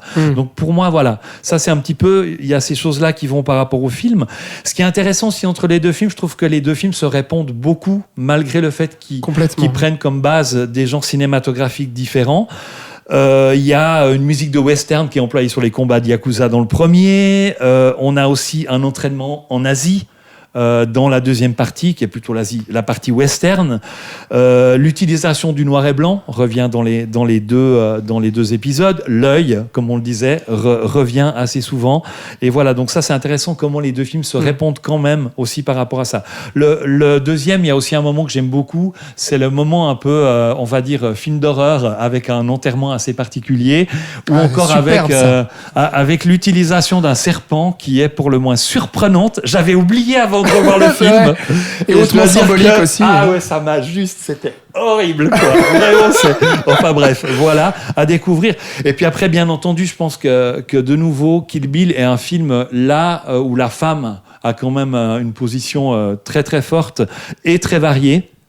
Parce qu'on peut avoir une victime, on peut avoir une tueuse, on peut avoir une femme qui règne sur la pègre au Japon. Donc on a vraiment un portrait de femme qui est assez varié, et surtout un rapport mère-enfant qui est très important. La première scène du film met en place déjà un rapport de mère-enfant, et la dernière scène aussi. On a aussi ce rapport dans la partie du film animation, où il y a un rapport de l'enfant par rapport à ses parents. Donc il y a toutes ces choses-là qui se mettent un petit peu en place dans. Et dans même Kill Bill. entre Bill et puis elle, lui il l'appelle Joe Kiddo, pour dire genre ma fille. Et il y a toujours ce rapport comme si lui était son père, ce qui est aussi un peu bizarre parce qu'il y a une espèce de rapport incestueux. Ouais. Mais c'est intéressant que tu parles de ça, parce que même à ce niveau-là, je trouve que c'est assez présent. Et juste Patrick, encore, pour finir un petit peu avec le casting, bon, il y a Uma Thurman. Ouais. Ils avaient en fait commencé à discuter de Kill Bill pendant le tournage de Pulp Fiction. Et ils devaient faire Inglourious Basterds après Jackie Brown. Et ils ont repoussé en fait Inglourious Basterds pour faire Kill Bill ensemble. D'ailleurs, le pitch de Kill Bill figure dans Pulp Fiction. Uma Thurman le décrit dans un des dialogues. Oui, c'est vrai, c'est vrai. Il y a aussi Daryl Hannah, qui est assez impressionnante, très belle, très sexy. On l'avait vue dans Blade Runner, elle est dans Wall Street, elle était dans un Carpenter qui n'est peut-être pas le meilleur, L'Homme Invisible. Lucy Liu, Michael Madsen dans Reservoir Dogs, qui est un des seuls messieurs au milieu avec David Carradine, et les acteurs asiatiques que Tarantino a amené. Et puis je trouve que les acteurs, la direction d'acteurs est fantastique. Encore juste un truc, il y a un acteur qui s'appelle Michael Parks. On a d'autres films, Patrick. Oui, il y a un acteur qui s'appelle il y a un acteur qui s'appelle Michael Parks, en fait, qu'on a vu chez Kevin Smith souvent. Et là, il a un petit rôle de macro-mexicain, un peu sous l'effet de drogue, et il est juste fantastique. Et il joue surtout le flic aussi, qui revient dans beaucoup de films de Tarantino. Oui, ouais, au début dans la première partie. J'ai cru que tu allais nous analyser le nom Parks en fait. Non. Merci Patrick. Donc c'était Kill Bill en deux parties, donc 2003 et 2004 pour Kill Bill 1 et Kill Bill 2. Après 2004, donc Tarantino fera une petite pause et puis retravaillera sur un plus petit film avec un plus petit budget avec son ami Robert Rodriguez. Il aura déjà travaillé avec lui, le réalisateur de Sin City, vous savez, et des Spy Kids aussi, mais ça on le dit pas trop, pas trop enfer, fort. Voilà. Beaucoup de dos. Alors j'allais le dire justement, Une nuit en enfer, et puis il avait fait une courte apparition dans le deuxième film de Rodriguez, Desperado en 95, et puis avait joué le premier rôle de Une nuit en enfer aux côtés de George Clooney, donc film de Rodriguez en 96, et puis là, Tarantino et Rodriguez, les grands potes d'Hollywood, se disent on va bosser ensemble et puis on va faire un projet, Grindhouse, comme ces films d'exploitation des années 70. Toi tu vas réaliser Planète Terreur, et moi je vais réalisé Death Proof ou bien un hommage au film d'exploitation en et 2007, au double programme qu'il y avait effectivement dans ces années 70 avec du coup il y avait un premier film suivi de Our Feature Presentation. C'est d'ailleurs comme ça que le film c'est comme ça que le film s'ouvre. Et d'ailleurs ça permet, alors on est bien d'accord que là on parle du film de Tarantino, pas de Rodriguez. Alors je l'ai pas vu et j'aime pas Rodriguez, donc ça va m'éviter le travail. Non mais alors en tout cas ce qui est très intéressant, c'est que Tarantino rentre vraiment tout de suite dans le délire de ces films d'exploitation. Donc comme j'ai dit, le panneau d'entrée avec donc notre présentation principale de la soirée. Et puis en fait ça commence avec, dans la première partie, un film qui va jouer sur le côté pellicule, sur le côté salle, le côté des petites sauts de pellicule. Il va y avoir une scène qui va revenir 2 fois, il va y avoir un saut dans l'image, de la poussière, des cheveux, etc. Alors évidemment on s'est rajouté par après, mais ça donne un cachet assez sympathique sur le début, on va dire. Et donc en fait le film un hommage à ces films d'exploitation. Donc en gros ça va être un slasher où il va y avoir une première bande de filles qui sortent faire la teuf. Il va y avoir Kurt Russell qui va débarquer dans sa grosse voiture qui fait vroom vroom et puis s'amuser. Voilà, je vous ai dit c'était un slasher, donc vous vous doutiez un petit peu de... En fait lui c'est un psychopathe qui cherche des proies, quoi. C'est exactement. Par contre ce qui est assez drôle dans le film, c'est d'abord Kurt Russell dans le rôle du méchant, parce que Kurt Russell a été un acteur qu'on a vu avant chez Carpenter dans plein de films, mais dans le rôle plutôt du gentil, du good guy. Là il est dans le coup le rôle du... Non mais plus ou moins. Ouais, le good un peu bad quand même. Oui, non mais d'accord, mais dans le sens un peu chez Carpenter. Mais je comprends, c'était quand même le héros du film, alors que là c'est clairement l'antagoniste. Et puis donc ça c'était pour le coup assez rigolo. Puis donc le film se décompose en 2 parties, c'est-à-dire que une fois qu'il a fait son premier kiff de massacre, on va suivre une deuxième bande de filles qui là, alors en l'occurrence, revient sur un style plus actuel, avec beaucoup moins de fioritures à l'écran. On revient sur une image beaucoup plus nette, et on rejoint un petit peu ce que disait Charlotte aussi dans Pulp Fiction, c'est-à-dire ce mélange d'anachronisme qui, voilà, le film en fait se passe peut-être pas en 2007 mais quasiment là autour. C'est vrai qu'on sait jamais exactement en quelle année ça a lieu. Ils ont des vieilles voitures mais aussi des vieux téléphones, et puis sur la course-poursuite de fin, eh bien les 2 vieilles voitures vont arriver comme la fiction arrive dans la réalité, au milieu de l'autoroute. Les grosses voitures actuelles des Américains, on fait la course au milieu, etc. Ce qui est quand même assez intéressant dans Boulevard de la Mort, c'est le côté cascade, puisque en fait il a voulu rendre aussi un hommage à tous ces films de braqueurs, de course-poursuite, etc. Et donc il l'a fait sans trucage numérique. Donc en fait toutes les cascades qu'on voit, et c'est probablement le côté le plus intéressant du film, sont faits réellement. D'ailleurs il y a une des actrices qui est Zoé Bell, qui est la blonde qui est sur le capot de la voiture. C'est une cascadeuse, donc il a engagé cette cascadeuse pour être finalement une actrice. C'était la doubleuse cascade d'Uma Thurman sur les Kill Bill. Exactement, justement. Et donc du coup là il lui donne un rôle à l'écran pour mettre aussi en valeur le rôle des cascadeurs et des cascadeuses pour le coup. Il a aussi expressément demandé, et ça pour l'anecdote je trouve ça aussi assez intéressant dans ce film, d'avoir il a pris une doublure pour une des actrices, celle qui conduit, et il a voulu avoir une autre cascadeuse, une moins connue, une afro-américaine en fait, parce que c'est vrai que les afro-américaines sont assez rarement utilisées dans les scènes de cascade, et donc il voulait encourager en fait une cascadeuse relève. Donc ça je trouve ça aussi intéressant. Par contre j'en ai gardé un très bon souvenir et j'ai été assez déçu. Ah ouais. Voilà, et oui, parce qu'en fait c'est pas le film le plus apprécié de Tarantino. C'est pas le film le plus apprécié, c'est vrai, et je comprends un petit peu pourquoi avec le recul qu'on a un tout petit peu sur Once Upon a Time in Hollywood, où on avait dit dans le podcast que je vous encourage à réécouter si ce n'est pas fait, que en fait le film donnait un peu l'impression d'être un énorme kiff de Tarantino, mais un kiff dans lequel il n'arrivait pas toujours à nous amener. Et en fait c'est un petit peu le sentiment que j'ai eu devant Death Proof, le nom anglais, donc Boulevard de la Mort, où j'ai vu un Tarantino absolument fan de tous ces films d'exploitation, de toutes ces séries B, C, Z, Y, tous les chiffres que tu veux, avec du sang, avec de la country, de la grosse musique, des grosses voitures. Mais j'ai eu beaucoup de peine à rentrer dedans, et je voyais quelqu'un qui s'amusait avec ses références, qui s'amusait. J'ai pas passé un mauvais moment. Mais c'est vrai que contrairement aux autres, j'ai eu un peu plus de peine à me remettre dedans. Ça parle beaucoup, il y a beaucoup de moments de creux pour nous placer les personnages. Alors au début, on se dit tiens, ça peut peut-être nous apporter, comme on connaît Tarantino dans sa qualité de dialogue, on s'est dit peut-être qu'il va nous saupoudrer quelque chose, nous planter un petit truc ici qui ressurgira par la suite. Mais en fait non, c'est juste quand la fiction rencontre le réel, c'est-à-dire des gars, enfin pas des gamines, mais des jeunes adultes qui sortent, qui vont boire des coups. On retrouve aussi le côté qu'aime bien Tarantino, c'est on joue un rôle. Les gens jouent des rôles. Donc là, il y en a une qui est animatrice radio, il y en a une qui est actrice, justement, les deux cascadeuses qui jouent leur rôle de cascadeuse. Mais c'est assez vide, je trouve, et je trouve que ça prend vraiment du temps avant de nous apporter quelque chose. Et même si c'est une belle réflexion sur le cinéma d'exploitation et même sur son cinéma en général, parce qu'il y a plein de petits détails que j'avais oubliés. Par exemple, la sonnerie de téléphone d'une des filles de la deuxième partie, c'est ce que siffle l'infirmière de Kill Bill. Oui, et donc il y a plein de petites références comme ça à son propre cinéma qui se permet justement parce que c'est du film d'exploitation, mais je trouve que ça marche peut-être pas si bien que ça. Et c'est intéressant ce que tu dis sur le fait que Tarantino se fait plaisir mais que finalement son spectateur n'est pas vraiment inclus dans le délire, parce que là Tarantino il prend clairement la grosse tête à cette période-là, hein. C'est-à-dire que là tous ces films lui ont réussi, à part Reservoir Dogs, Jackie Brown qui étaient des plaisir, il ouvre le film relatifs. sur un plan pied. On revient sur les fétichistes des pieds, il y a des plans pieds partout. Ça c'est juste, mais disons que Kill Bill aura été un gros succès critique et commercial, et puis là tu le sens qu'il veut faire mumuse avec son poteau Rodriguez, et finalement Death Proof, ça se sera méchamment mangé au box-office,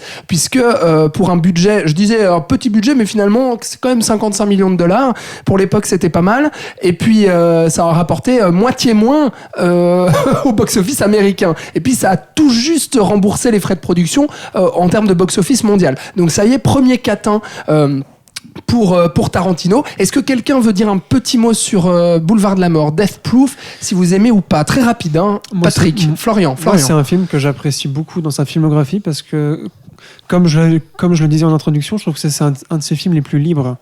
Justement pour les choses que tu n'as pas aimées, pour le fait que elle parle pendant 1000 ans, il n'y a pas forcément d'intrigue, tout ça. Moi, en fait, ça m'a beaucoup parlé. Et ça, dans Jackie Brown, on l'a aussi, et pourtant le film est non, génial. parce que dans Jackie Brown, c'est beaucoup plus resserré, c'est beaucoup plus dense. Tu sens que l'écriture est vraiment millimétrée. Là, tu sens qu'il s'est fait plaisir, mais moi j'ai pris du plaisir aussi. Et moi j'adore surtout la scène de poursuite finale. Je trouve ça terrifiante. Le bruit des moteurs, je sais pas comment il les a eus, mais tout le temps. Et là on pense à Duel de Spielberg. Voilà, là, c'est clair, exactement. Hommage, mais ça marche. Patrick, un petit mot. Pour moi, c'est un film où on s'est dit ah ouais, mais le côté rétro, sympa, l'emballage en fait, c'est un moyen de vente et ça correspond un peu à notre image. Et du coup, on a fait un emballage, mais pour moi, l'intérieur reste un petit peu aussi vide, très ennuyeux la première partie jusqu'à ce qu'on arrive à la poursuite. Mais pour moi, c'est un film où ils ont voulu vraiment. C'est vraiment un film où ils ont essayé de faire une sorte de branding autour des films qui, pour moi, au niveau scénario, enfin surtout le premier, Planète Terror, j'ai trouvé plus sympa. Ça reste, moi aussi, c'est vrai. Et pas forcément top. Ça reste un film sympathique, mais c'est vrai que Tarantino nous a habitués à mieux. Ça, c'est juste. Et puis, c'est un film très court aussi pour un Tarantino. C'est un des plus courts. Non, 2 heures pas... Non, quasiment 2 heures. Ah oui, ok, pardon. Reservoir Dogs est plus court. Ah, pardon, je pensais que c'était court. Charlotte, Death Proof. Non, moi, c'est un peu un mélange de vous deux. C'est justement cette liberté qu'a pris Tarantino, je l'ai ressenti clairement. Mais du coup, dans cette liberté, il en a un peu oublié le public, je pense. Ouais. Et puis, du coup, on a des personnages auxquels on s'attache, en tout cas, personnellement, auxquels on s'attache pas, parce qu'on connaît rien d'eux à part ce qu'elles font dans la vie, et puis on connaît rien de leur, même de ce Kurt Russell, je vais pas dire ce qu'il fait, même si je pense que tout le monde a compris. Au final, on sait pas pourquoi il le fait, on sait des suspicions. On voit Tarantino qui joue d'ailleurs dans ce film-là, qui surkiffe son rôle. Aussi, donc au final, on se sent pas forcément impliqué. Je pense que c'est ce qui est le plus dérangeant dans ce film-là, c'est qu'on n'arrive pas à s'attacher au personnage, et surtout, aussitôt qu'on s'attache, c'est trop tard. C'est vrai.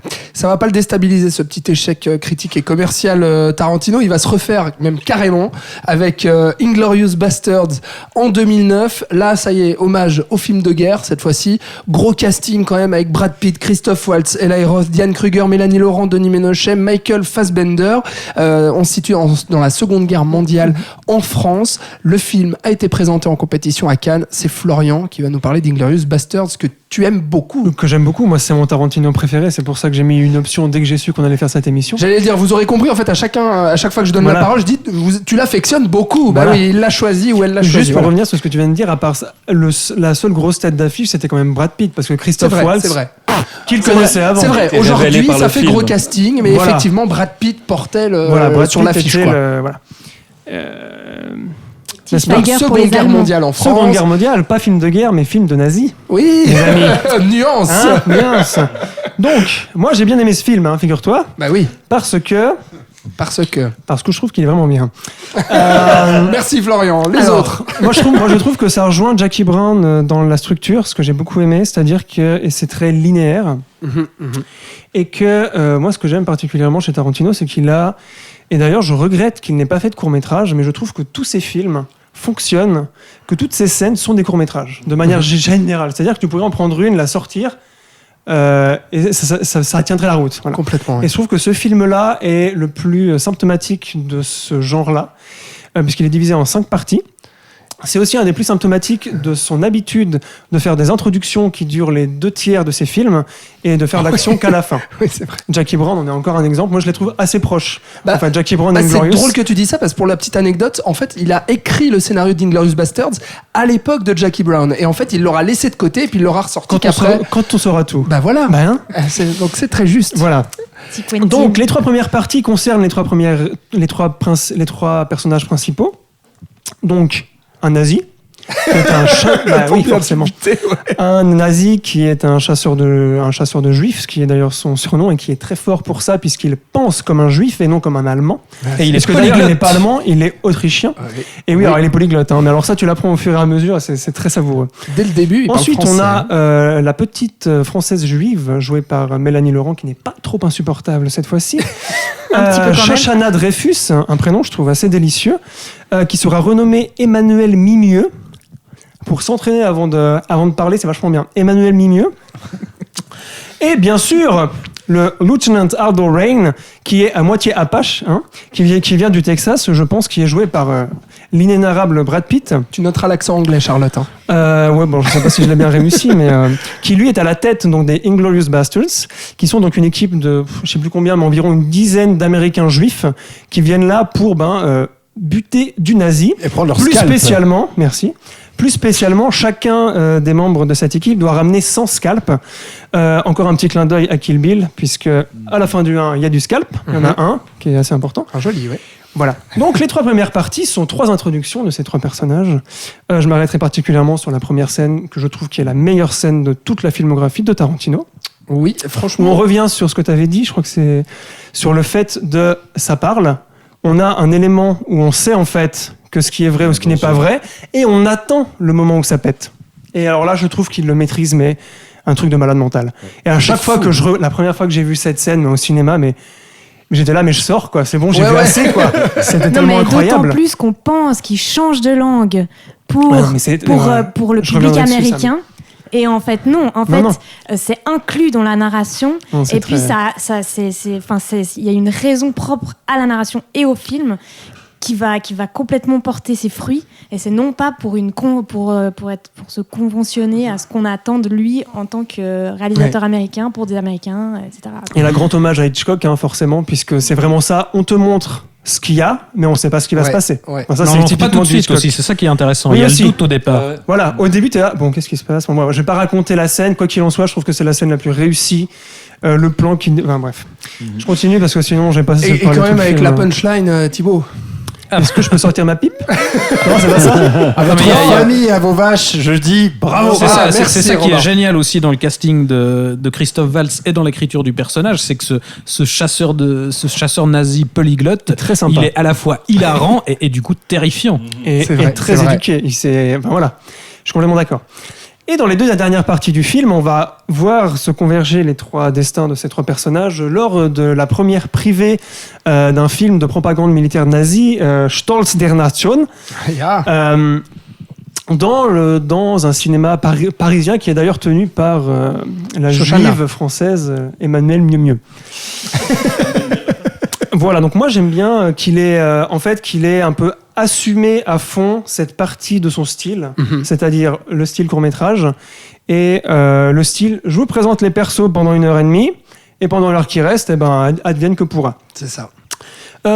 Scène incroyable, la scène de la taverne dans la Louisiane, qui s'appelle La Louisiane, qui je pense, qui dure une demi-heure. Donc là, c'est dialogue. moyen métrage. Ouais. Oui, mais bon, c'est. Ah oui, non mais voilà, c'est mes Tarantino, amis. quoi. Mais il y a tellement de scènes cultes. Enfin, vraiment, Aussi. comme on disait au départ, Ouais, Tarantino revient à ça, a un talent pour créer des scènes et des situations dont tu te souviens. Et je veux dire, attendez la crème. Enfin, Ouais, je veux dire, attendez la franchement, c'est tout bête, c'est un micro-détail, mais ça te fait une scène et ça te fait. Voilà. Punchline. Ouais. Et je voulais aussi parler des langues. Moi, c'est un truc qui m'a énormément plu dans ce film, Ah bah oui. puisque on sait bien que le cinéma américain aime faire parler anglais les gens du monde entier. Et passe à côté de plein de choses, en l'occurrence. Et c'est ce que Tarantino fait. C'est-à-dire que les Italiens ou les pseudo-Italiens parlent italien, les Allemands parlent allemand, les Français parlent français. C'est déjà beaucoup de langues là. Les Américains parlent américain, ils parlent pas anglais. Et les Anglais parlent anglais aussi. Est-ce qu'il y a des Anglais, putain? Et buongiorno. Voilà. Ouais. Mais voilà. Là aussi. Ce qui amène à des situations très très drôles, notamment celle-là. Mais aussi dans la scène de la taverne, c'est la manière de dire ou de commander une bière. De commander une bière qui va faire capoter le plan. Le plan Kino. Voilà, donc Tarantino, déjà, ça crédibilise tout son film. Et il en joue énormément. Et il dit dans une interview, il dit un truc que j'ai trouvé super intéressant, parce qu'il se documente quand même, qu'à cette époque-là, en fait, pendant la guerre, ta vie pouvait tenir au fait que tu parlais allemand ou pas. C'est-à-dire que si t'es français, que tu te, ou je sais pas quoi, que tu te retrouves parachuté dans le mauvais endroit, que tu tombes sur des Allemands, et que tu parles pas allemand, ils vont savoir que t'es pas allemand, donc ils vont te buter. C'est clair. Voilà. Et ça, je trouve que l'utilisation des langues a un rôle narratif très important dans ce film, et des accents aussi. Ouais. L'accent américain de Brad Pitt qui est absolument incroyable. La scène où il parle français, où il le parle mal, mais il le parle quand même, entre je sais plus leur nom. Voilà, et ça, je trouvais ça très très très fort parce que c'est rare dans le cinéma américain. Et puis surtout, dans ce film, Tarantino réécrit l'histoire. Et puis alors, ça, c'est quelque chose qui est... Ah bah voilà. Mais on y va. On y va, t'inquiète pas. Moi, je voulais d'abord parler de la musique. Je trouve que c'est le premier film de Tarantino où la musique n'est pas au premier plan des scènes, où n'a pas été... Quand on pense à Kill Bill, par exemple, la musique est tellement présente Jackie et Brown, pareil, rythme la scène et même fait partie de l'écriture même de la scène. Là, il y a beaucoup de musique emblématique, certes, beaucoup de Morricone notamment, comme d'habitude, j'aurais dire, mais elles ne prennent jamais le pas sur la mise en scène, sur le côté visuel et sur l'écriture. Mis à part le contraste de Cat People de David Bowie qui arrive à un moment absolument incroyable, qui est une des meilleures scènes musicales, je trouve aussi, de la filmographie de Tarantino. Quoi qu'il en soit, j'étais content qu'il ne s'appuie plus autant qu'avant sur la musique. Et sur des musiques préexistantes surtout. Enfin, c'est un des premiers films, sauf erreur, où il y a déjà beaucoup plus de compositions originales et où il va moins choper à droite à gauche des chansons, peut-être à cause du cadre historique, j'en sais rien, mais où Morricone justement a composé plus de nouveaux morceaux. Il n'y a pas tant de trucs allemands ou de trucs d'époque, c'est ça que j'ai trouvé. Mais on dirait, en fait. Mais quand tu regardes la tracklist, non. Encore une chose. Il va falloir y aller, parce que là, on arrive presque à 1h30. Il reste encore des films. Moi, le truc le plus important dans ce film, c'est que c'est le premier film où il y a un propos politique, du moins quelque chose à dire sur une situation, là en l'occurrence historique, mais qui est traduisible également aujourd'hui, je pense. Il sera d'ailleurs confirmé par Django Unchained et par The Hateful Eight. Moi, je trouve que cette prise de position est très intéressante parce qu'on sort du côté simplement fun et il essaye de nous dire quelque chose d'autre. Notamment, comme tu le disais avant, il réécrit l'histoire. Moi, je vais peut-être pas il dire bute comment. Hitler, quoi. Voilà. Les nazis, la guerre est finie parce que Brad Pitt réussit, enfin l'équipe de Brad Pitt. Moi, ce que je trouve encore plus intéressant en dehors du propos, c'est la scène de fin, donc la scène où ils sont tous dans ce cinéma, tous bloqués, et que les bastards sont en train de leur tirer dessus. Là, ce que j'ai trouvé très intéressant, je ne sais pas si c'est voulu de sa part, mais moi, j'ai vu une inversion des rôles historiques. C'est-à-dire qu'à ce moment-là, les nazis sont à la place des juifs, et les juifs américains, donc des bastards, se comportent comme des nazis.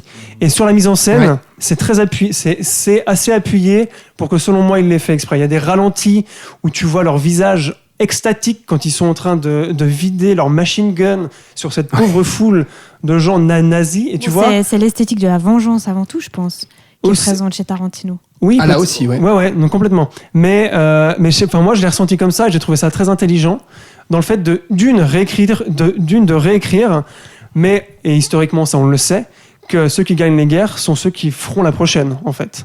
Et enfin, avec les Américains, voilà, bonjour, hein, c'est pas la peine.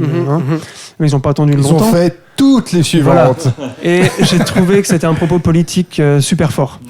Merci Florian. Inglourious Basterds, donc l'un de tes films préférés, ton film préféré de Tarantino. De Quentin Tarantino, oui, Ouais, pas de. alors, du non, nom mais je plus. sais. Mais de Tarantino, on est là pour parler de lui en même temps. Un petit mot sur les autres, sur Inglourious Basterds. Est-ce qu'il y a quelqu'un qui veut rajouter quelque chose de très rapide? Ouais, alors de très rapide, moi ce que je trouve aussi assez fascinant dans ce film et qui est un des trucs que j'apprécie beaucoup dans le cinéma de Tarantino, c'est dans son écriture sa capacité à faire évoluer son récit de manière vraiment organique et du coup à créer la surprise. C'est-à-dire que là, on a un récit qui se construit de manière assez claire vers une rencontre finale justement et un plan qui se met en place de façon méthodique et il arrive toujours à faire évoluer logiquement son récit vers quelque chose d'inattendu. La rencontre dans le bar va foirer, mais pour une raison tout à fait logique. Ouais. L'arrivée au cinéma va foirer parce qu'évidemment que Christophe Waltz parle italien et du coup c'est évident que ça va capoter. Et en même temps c'est complètement inattendu et du coup très drôle dans le cas de la scène des Italiens, mais c'est aussi voilà, parfaitement cohérent avec son récit et c'est ça que je trouve assez fascinant et il le fait dans quasiment tous ses films. Et du coup il y a, voilà, la surprise est maintenue constamment. Inglourious Basterds, donc un immense succès, le plus gros succès de Tarantino à ce moment-là, donc en 2009. Découverte aussi donc de Christophe Waltz qui remportera à la fois le prix à Cannes, prix d'interprétation masculine, et puis l'Oscar du meilleur second rôle. Donc après Inglourious Basterds, Tarantino enchaînera avec Django Unchained en 2012. Ça y est, il le tient enfin, son western. Tarantino, depuis le temps qu'on se dit mais est-ce qu'il va nous faire un western? En plus il a annoncé 10 films, voilà quand même le 7e qui arrive, donc ça y est, un hommage au western spaghetti de Sergio Leone, référence aussi à Django de Sergio Corbucci, et puis là où il va traiter justement de l'esclavage, puisqu'on connaît, comme on l'a dit avant, la proximité de Tarantino avec la communauté afro-américaine. C'est donc moi qui vais vous présenter ce Django Unchained, tout simplement parce que je l'adore vraiment.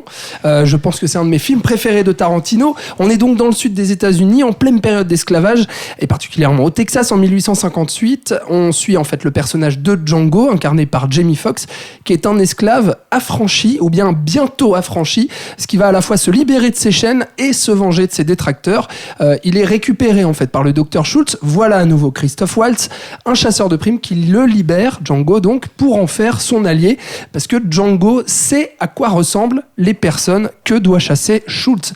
Et va se lier en fait une alchimie et une amitié entre ces deux-là, qui moi déjà je trouve que c'est la première qualité de ce film-là, on retrouve un petit peu cette relation père-fils dont on parlait au tout début, qui est assez chère à Tarantino, et puis on se met aussi à avoir une affection pour un chasseur de primes. Alors c'est pas la première fois qu'on a de l'affection pour un bad guy dans le cinéma de Tarantino, mais là je trouve Christophe Waltz, surtout passé après son personnage dans Inglourious Basterds qui nous terrifiait, là on se retrouve devant quelqu'un qui finalement il est superbe. Bah là il est magnifique, et puis c'est vrai que entre sympathie, comme tu dis, entre sympathie du père protecteur et en même temps de la grosse brute qui a aucun remords à buter des gens et tout, enfin c'est un personnage et des caractères absolument, et qui absolument en fou, douce aussi va participer justement au fait que cet esclave va s'affranchir et va permettre à cet esclave de s'affranchir, de devenir indépendant, de choper un gun et puis de devenir lui aussi un chasseur de primes.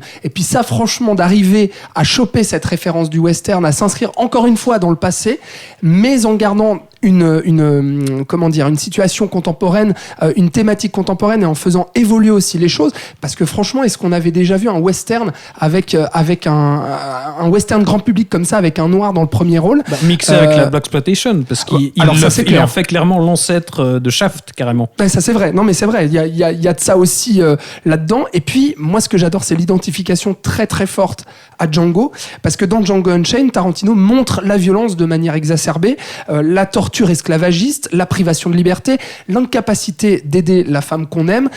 C'est un petit peu poussif, c'est vrai, on peut le reconnaître. C'est un vrai parcours de héros. C'est ça. Et puis cette extrême violence qui est montrée de manière visuelle, elle permet, je trouve, au spectateur non seulement une identification immédiate, mais aussi de ressentir en fait une rage profonde. Moi, je me souviens, la première fois que j'ai vu ce film, non seulement tu as de l'empathie pour le personnage, mais en plus, tu as cette rage qui va animer en fait tout le film de vengeance.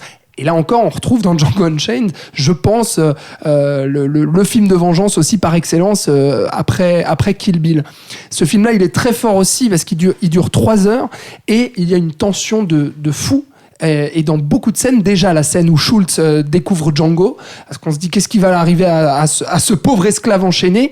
Il y a les dialogues aussi dans un saloon qui sont assez prenants, et puis surtout, bien entendu, le dîner avec Leonardo DiCaprio qui incarne l'antagoniste Calvin Kendall, qui est un richissime propriétaire où est retenue esclave en fait la femme de Django.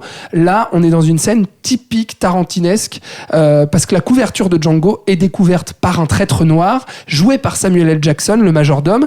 Là, c'est une manière d'aborder encore une fois cette trahison, encore une fois la taupe, donc Django qui est là mais qui est sous couverture, qui se fait passer pour quelqu'un qu'il n'est pas, et puis d'aborder donc cette trahison aussi entre noirs à l'époque avec ce personnage de Jackson, et puis vraiment Leonardo DiCaprio qui est terrifiant dans cette scène, mais vraiment je me pissais dessus de peur, quoi, tellement c'était fou. Mais tout est parfait dans cette arrivée sur Leonardo DiCaprio. En fait, il nous montre aussi l'arrivée. En fait, quand ils arrivent dans ce manoir, il y a on va dire, c'est un peu triste de dire ça comme ça, mais les 3 classes sociales d'esclaves. Oui. Il y a ceux qui sont tirés derrière le cheval, qui sont des esclaves, on va dire, qui sont là, qui sont capturés. Il y a Django qui est libre et qui arrive en tant que noir libre. Et puis il y a Samuel Jackson qui est esclave, mais qui a presque accepté sa condition. Ouais. Et je trouve ça assez dingue à quel point on joue sur ces tableaux-là, sur ces relations. C'est ça qui est génial, c'est que tu parlais d'un truc assez poussif dans le propos, enfin dans l'idée. Moi, je trouve. Moi, je dis en termes visuels, vraiment en termes de montrer la violence. Non, parce que en termes de propos et au niveau du traitement justement de l'esclavage, je trouve encore une fois qu'il y a une subtilité qui est faite. Enfin, justement, le personnage de Samuel Jackson que tu citais et qui a dérangé beaucoup de monde à l'époque, mais parce que justement, il incarne quelque chose de très ambigu et très malaisant aussi. Quoi. Voilà, et il montre vraiment toute la complexité du traitement du sujet. Pareil pour le personnage du Dr Schultz qui fait aussi ça par intérêt, enfin qui est pas non plus complètement le sauveur. Enfin il y a vraiment pas tout à fait dentiste. Voilà, malgré ce que la dent géante sur sa caravane laisse supposer. Le personnage de Samuel L. Jackson, c'est le personnage du collabo en fait. C'est vraiment ça quoi. Moi il y a un truc que j'aime beaucoup aussi dans Django Unchained et déjà dans Inglourious Basterds, c'est la direction d'acteur. Parce que je pense qu'il faut pas qu'on oublie de parler ça par rapport à Tarantino. Je pense qu'il offre aux acteurs des possibilités de jouer, mais qui sont très ludiques, quoi, qui sont un peu avec un humour des personnages qui sont riches, qui sont beaucoup plus complexes que ce que souvent les studios américains peuvent offrir à un comédien. Dans l'ironie. Et dans l'ironie, justement, qui leur donne du coup des personnages avec des profondeurs et ce genre de choses-là. Et puis, tu parlais aussi, il y a une chose aussi à travers tous les films qu'on va dire historiques, un petit peu de Tarantino. Je trouve que dans les dialogues, il y a toujours quelque chose qui reste très moderne et qui est hors d'une réalité historique. C'est ça. Et ça, c'est intéressant et on sent que les acteurs adorent ce genre de choses. Moi, il y a une scène que j'adore encore dans Inglourious Basterds et un truc qui m'a fait hurler de rire. C'est le Ku Klux Klan dont les membres se plaignent. Dans Django Unchained, dans Django Unchained, pardon. Dont les membres du Ku Klux Klan qui se plaignent en fait qu'ils n'arrivent pas à voir leur cagoule parce que les yeux n'ont pas été cousus comme il faut par leur femme. Incroyable cette scène. Voilà, c'est une des scènes qui me fait le plus rire dans la filmographie. Et qui ringardise le Ku Klux Klan. Oui, c'est hallucinant. Oui, tout à fait. Qui devient tout d'un coup par le ridicule de ce dialogue une vraie partie pris politique, quoi. Et ça, je trouve intéressant. Et dans cette scène, il y a aussi une prouesse de mise en scène parce que la cavale du Ku Klux Klan dans le noir, dans ce champ, avec les torches enflammées, est absolument somptueuse. Et puis c'est pas tout parce que vraiment on a cette scène finale aussi, hormis bien sûr toute cette cette tension et cet affrontement dans le dîner chez DiCaprio, il y a cette scène finale, la vengeance, la tuerie dans Candyland, avec Django qui se venge de tous ses assaillants. C'est à la fois jouissif, c'est généreux, c'est fou, c'est violent, c'est gore. C'est sanglant. Franchement, c'est tout ce qu'on kiffe dans un Tarantino. Et là encore, il se permet de réécrire l'histoire parce que les esclavagistes sont assassinés. Moi, je comprends pas trop ces accusations aussi qu'il y a eu. On peut revenir 2 secondes là-dessus, mais notamment par Spike Lee qui a accusé le film de racisme, notamment par l'emploi excessif du mot nigger. Mais je veux dire, dans Jackie Brown, c'était déjà la c'est-à-dire la que même là, chose. c'est d'autant plus justifié parce que voilà, on baigne dans un milieu esclavagiste, donc forcément qu'ils vont pas les appeler par des mains gentilles, quoi. Et ce qui lui était, ça c'est juste, et puis ce qui lui était reproché, c'était en fait de traiter de l'esclavage, pas comme justement 12 Years a Slave dans un drame très hollywoodien, mais du coup de faire quelque chose, de faire un western spaghetti en fait, tout simplement avec l'esclavagisme. Et donc c'est ça, je pense, qui lui a été reproché. C'est un petit peu dommage parce que je trouve que c'est vraiment un excellent film de Tarantino. Un petit mot sur la musique quand même, parce qu'à la fois on a le générique qui reprend la chanson du Django de Corbucci, interprétée par Rocky Roberts, Django, enfin voilà. On se souvient encore du titre aussi, phare de Rick Ross, du gros hip-hop West Coast dans un western. Enfin franchement, il y avait que Tarantino aussi pour le faire. Ça revient sur ce côté passé et contemporain que moi j'adore. Le film a été un immense succès commercial et reste à ce jour son plus gros succès.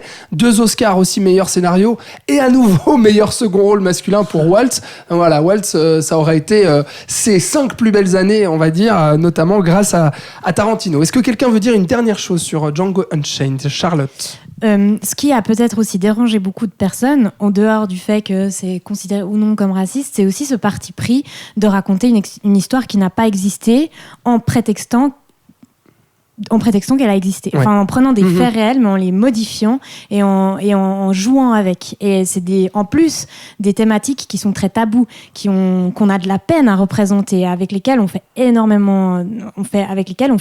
très attention.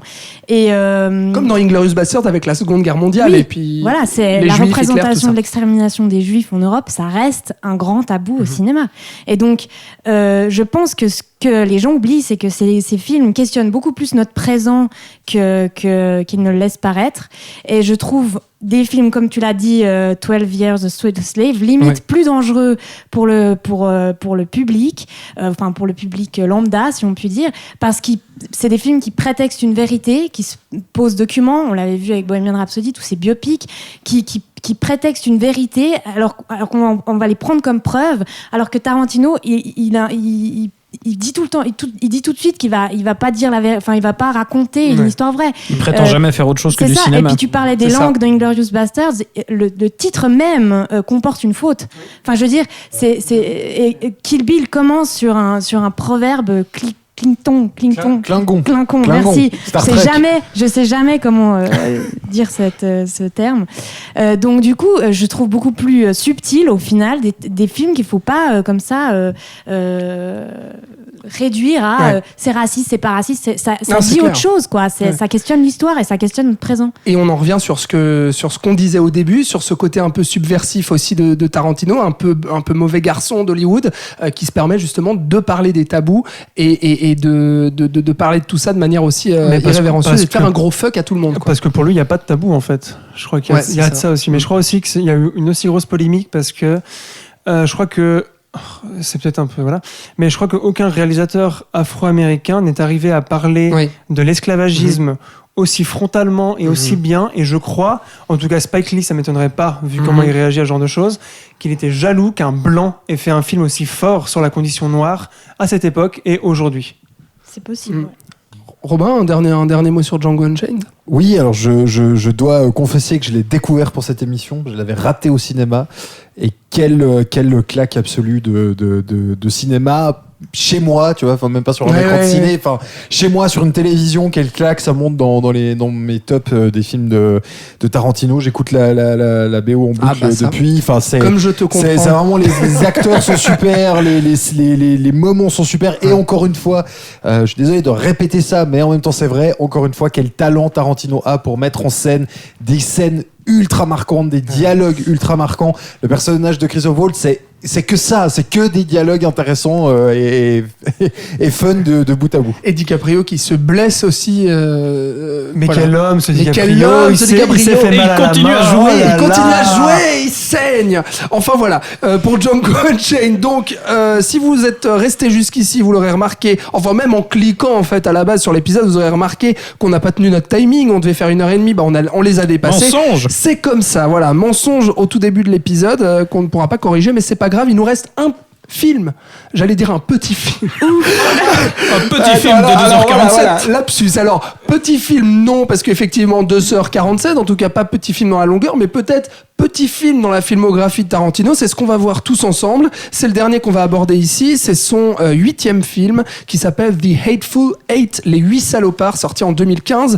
Clin d'œil donc au western dans le titre, hein, au western Les 7 mercenaires. C'est un western en huis clos, tourné en 70 mm. Dieu sait qu'on en a beaucoup de huit parlé. quand même, hein, ouais, c'est vrai, c'est vrai.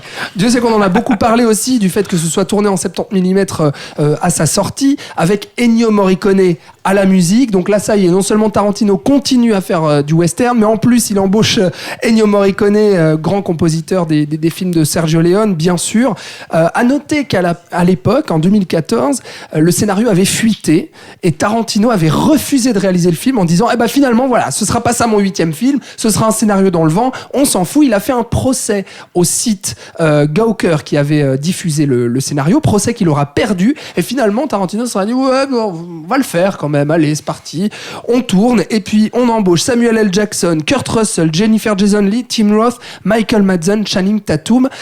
Qu'est-ce que ça vaut pour vous? Et Bruce Dern. Et Bruce Dern, pardon, oui. Bon, il y en a d'autres. Hein. Mais pardon, j'ai oublié. Il y en a au moins Excuse-moi, 8. pardon, Bruce Dern. Oh là là, oh là là. The Hateful Eight, tiens, Florian, t'en Alors, penses quoi? Première anecdote, c'est le premier titre de film de Tarantino qui a 3 mots. Tintin. Yeah. On réfléchit. Wow. J'ai aucune idée de ce que ça veut Parce dire. que tous les autres en ont 2. Deux. Et Once Upon Time in Hollywood en a Trop, bien plus. trop. Ouais, et trop. Ouais. Moi, c'est un film que j'ai vu récemment pour l'émission et que j'ai beaucoup plus apprécié que la première fois que je l'avais vu en salle. Parce qu'on est arrivé à un moment dans la filmographie de Tarantino, et ça m'a fait le même effet avec Once Upon a Time in Hollywood, où nos attentes sont tellement hautes que on arrive avec « ça va être un Tarantino, ça va être trop bien ». Et donc, vu qu'il propose un truc un peu différent, je trouve que Hateful Eight propose quelque chose de différent, ainsi que Once Upon a Time in Hollywood. Du coup, on est un peu « Ah ouais, mais il n'y avait pas C'est assez de tout. ça. Ouais. Il n'y avait pas assez de trucs. Pourtant, il y en a là. Pourtant, là, je sais pas ce qu'il vous faut. Franchement. On aurait pu dire il n'y a pas assez de dialogue, mais voilà. en fait, il y en Non, a pas là, il y en mal. a un peu beaucoup. Mais moi, j'ai toujours ce truc un peu sur la redite qui refasse un western et qui reparle de la condition des Afro-Américains. À travers un autre spectre qui est celui de la guerre civile et de le sud, le nord. Après, je trouve que c'est un film visuellement, je crois que visuellement, au niveau de la photo et de la mise en scène, qui est le plus beau de tous ces films. Peut-être que le 70 mm, peut-être que la neige aide beaucoup. À la neige. La neige. Et le huis clos aussi, ça lui laisse aussi un espace pour. Voilà, exactement. Ouais. Mais je crois vraiment que le 70 mm a beaucoup aidé. Et j'avais oublié à quel point ce film était fun. Il y a beaucoup de rebondissements. Il y en a un gros dont je me rappelais qui est vraiment un peu balourd. Mais il y en a plein d'autres que je trouvais... j'avais oublié à quel point la scène finale était vraiment cool. Je me rappelais pas qu'elle durait aussi longtemps et que ça continuait. Même quand tu pensais que dans un film normal, ça allait s'arrêter à ce moment-là, non, il y avait encore de la négociation et encore du sang. Et ça m'a surpris en bien. Les 8 salopards. Qui d'autre? Patrick. Thibaut. alors- Patrick. Allez, Patrick. Thibaut, Je t'en prie. Ok, j'y vais. Bon, pour moi, c'est un peu le syndrome Death Proof, mais un peu en mieux quand même. C'est-à-dire qu'il faut attendre quand même longtemps pour qu'il y ait quelque chose qui se passe, mais qui va être très fun, très amusant, et puis très surprenant aussi. C'est moins longuet quand même le début que Death Proof, mais j'ai eu quand même l'impression, quand j'ai découvert le film en salle à l'époque, qu'il y avait une partie qui était assez longue, malgré la très belle photo, pour arriver après à quelque chose qui en fait enfin se réveille et éclate. Mais peut-être qu'on est nouveau dans ces choses-là où il y a quelque chose qui se trame et que tout d'un coup les choses éclatent. Mais il y a aussi, ce que dit Florian est très intéressant, c'est que pour moi, ce film, là où il me plaît moins que les autres, c'est qu'il y a un effet redite, en fait. À la fois dans le discours, à la fois dans les poncifs, à la fois dans le fait de réutiliser le western à nouveau, alors que, justement, dans chaque film qu'il avait fait jusqu'ici, il avait réussi à changer de genre à chaque fois, à en mêler plusieurs, etc. Ouais, Tu trouves... Oui et oui et non. Pardon, complicité. mais oui, non, mais pour moi c'est pas un western. C'est-à-dire que finalement tu mets ça dans une navette Un film de spatiale, Hitchcock, encore une ça fois. fait la même chose. Ouais, c'est non. pas le thème du western c'est n'est vrai, pas c'est le vrai. centre du film. C'est le huis clos, quoi. C'est le huis clos, C'est le huis c'est clos. les discussions, c'est l'interaction humaine, c'est C'est les Reservoir négociations. Dogs. Hein. Mais c'est Non, vrai. alors plutôt plus Réservoir Dogs que Django. Bah, ouais, précisément, enfin, c'est clairement la rencontre entre les 10 petits nègres et The Thing de Carpenter. D'ailleurs, il reprend quelques morceaux inutilisés de The Thing. Et ce que je trouve intéressant, enfin, tu parles de redite, mais au contraire, pour moi, c'est là encore, comme les deux Kill Bill, un espèce de contre-coup à Django, où c'est évidemment, encore une fois, un western qui va parler, mais là, du coup, on est après la guerre de sécession et on va explorer la suite, quoi, et montrer que voilà, la guerre de sécession et la fin de l'esclavage, c'est pas tout à fait aussi simple que les promesses de la fin de Django. Et justement, après ce western flamboyant et pétaradant qu'était Django, là, on va faire un huis clos dans la neige, où ce sera uniquement, on va jouer sur la paranoïa et l'affrontement oral avant l'explosion finale. Et pour moi, il y a quelque chose où là encore, il essaye de se renouveler. Avec le 70 mm aussi, il explore à la fois dans la narration, dans l'écriture, dans la forme, et pour moi c'est un vrai film de Tarantino là aussi. Non, mais alors là c'est clair, mais c'est vrai que je dis ça parce que j'ai des petites réserves par rapport aux autres, c'est-à-dire que la plupart des films de Tarantino je les adore,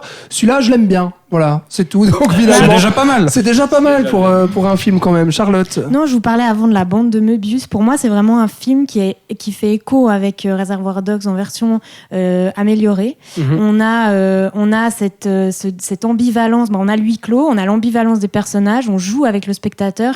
Qui dit la vérité, qui est qui, vers qui on tend, qu'est-ce qui nous est caché. On joue beaucoup avec les artifices du cinéma aussi. Qu'est-ce qu'on voit, qu'est-ce qu'on ne voit pas, le hors cadre, le chant, le contre-chant.